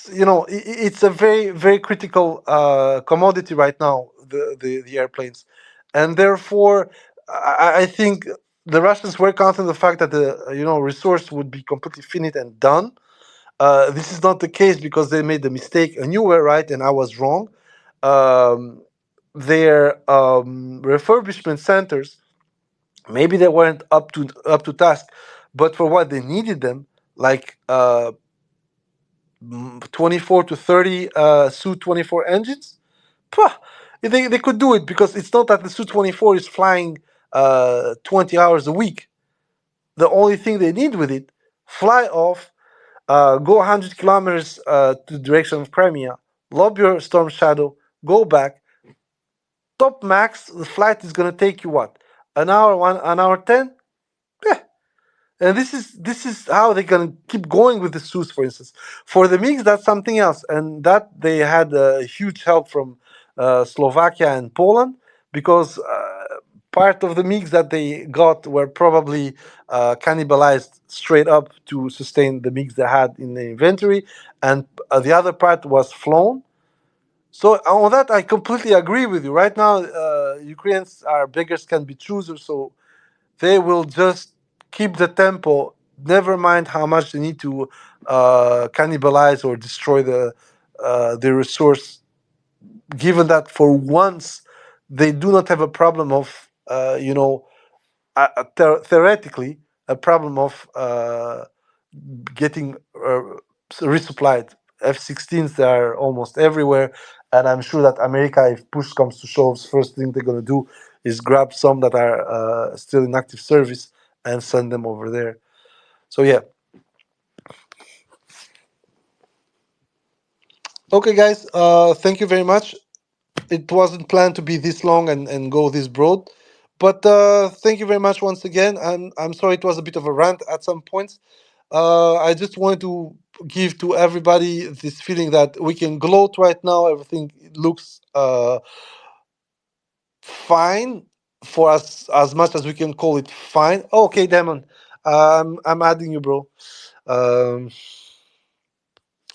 pup, pup, pup. Go on, man.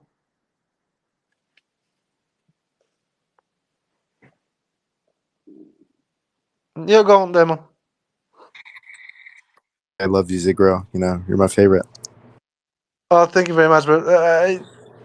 What can I say? The thing is, I just wanted to say one thing, and it's gonna be the first and the last. A bit of a bragging that I'm gonna do for the guys we've had in Team War Criminal. I'm gonna also join Snake onto that because although he's not like party of the party, he's honorary Team War Criminal. It's been 2 seasons now that we are right on almost every step. It is not pretty, and I told you when Avdiivka started, it was not pretty, and I said as much when the counter started. It's been literally 2 seasons when we were right on everything. Okay, there were some nuances for Avdiivka. I had planned a slightly different approach, but finally the squeeze is happening, and that's what I said. Once they're in the city, it's fucked up time. Um, we are not asking for money. We are not asking for reconnaissance. We are doing this. You need to know, guys. We're a bunch of autists with sometimes too much time on our hands. We are not asking for any kind of reconnaissance. I personally would like to stay as anonymous as possible until the end of the war. Um, I would also say you can check on us. You can follow us. It will not matter if you stay or if you go. This whole fucking bunch of nonsense that we started as a group. There is a lot of trolling in there. There's a lot of mockery. But when it comes down to the point, we are doing something that I felt, and a lot of people in the group felt that wasn't existing on Z side. Most of it was bullshit by Rebar, and God, I sometimes I just want to fucking punch the guy. A lot of it was hearsay, exaggeration. I remember in 2022, month of June, when everybody was saying, "Oh, you're gonna see the Russians are gonna like drop," and there was this operational pause, mostly because the Russians wanted to go to this next phase, and I completely missed the target with the Ukrainian preparations for Kharkov. Anyway, overall, what I want to tell with this is that right now we're on the right, and I hope that you enjoy it, and I hope you follow up and see that we are making our best to be straightforward and check every side of the game. It doesn't mean that it's gonna stay like this. That's why this space was on. We can gloat right now, but things are gonna become more difficult because it's gonna be money time for both sides. And for the Ukrainians, if it fails, it's done. It's over. So once again, I would like to enjoy you guys, not to be like overly confident. Enjoy the moment right now. It's going to get a little bit worse for everybody, but overall, this war is Russia's to lose now. Thank you very much, guys. Have a nice day.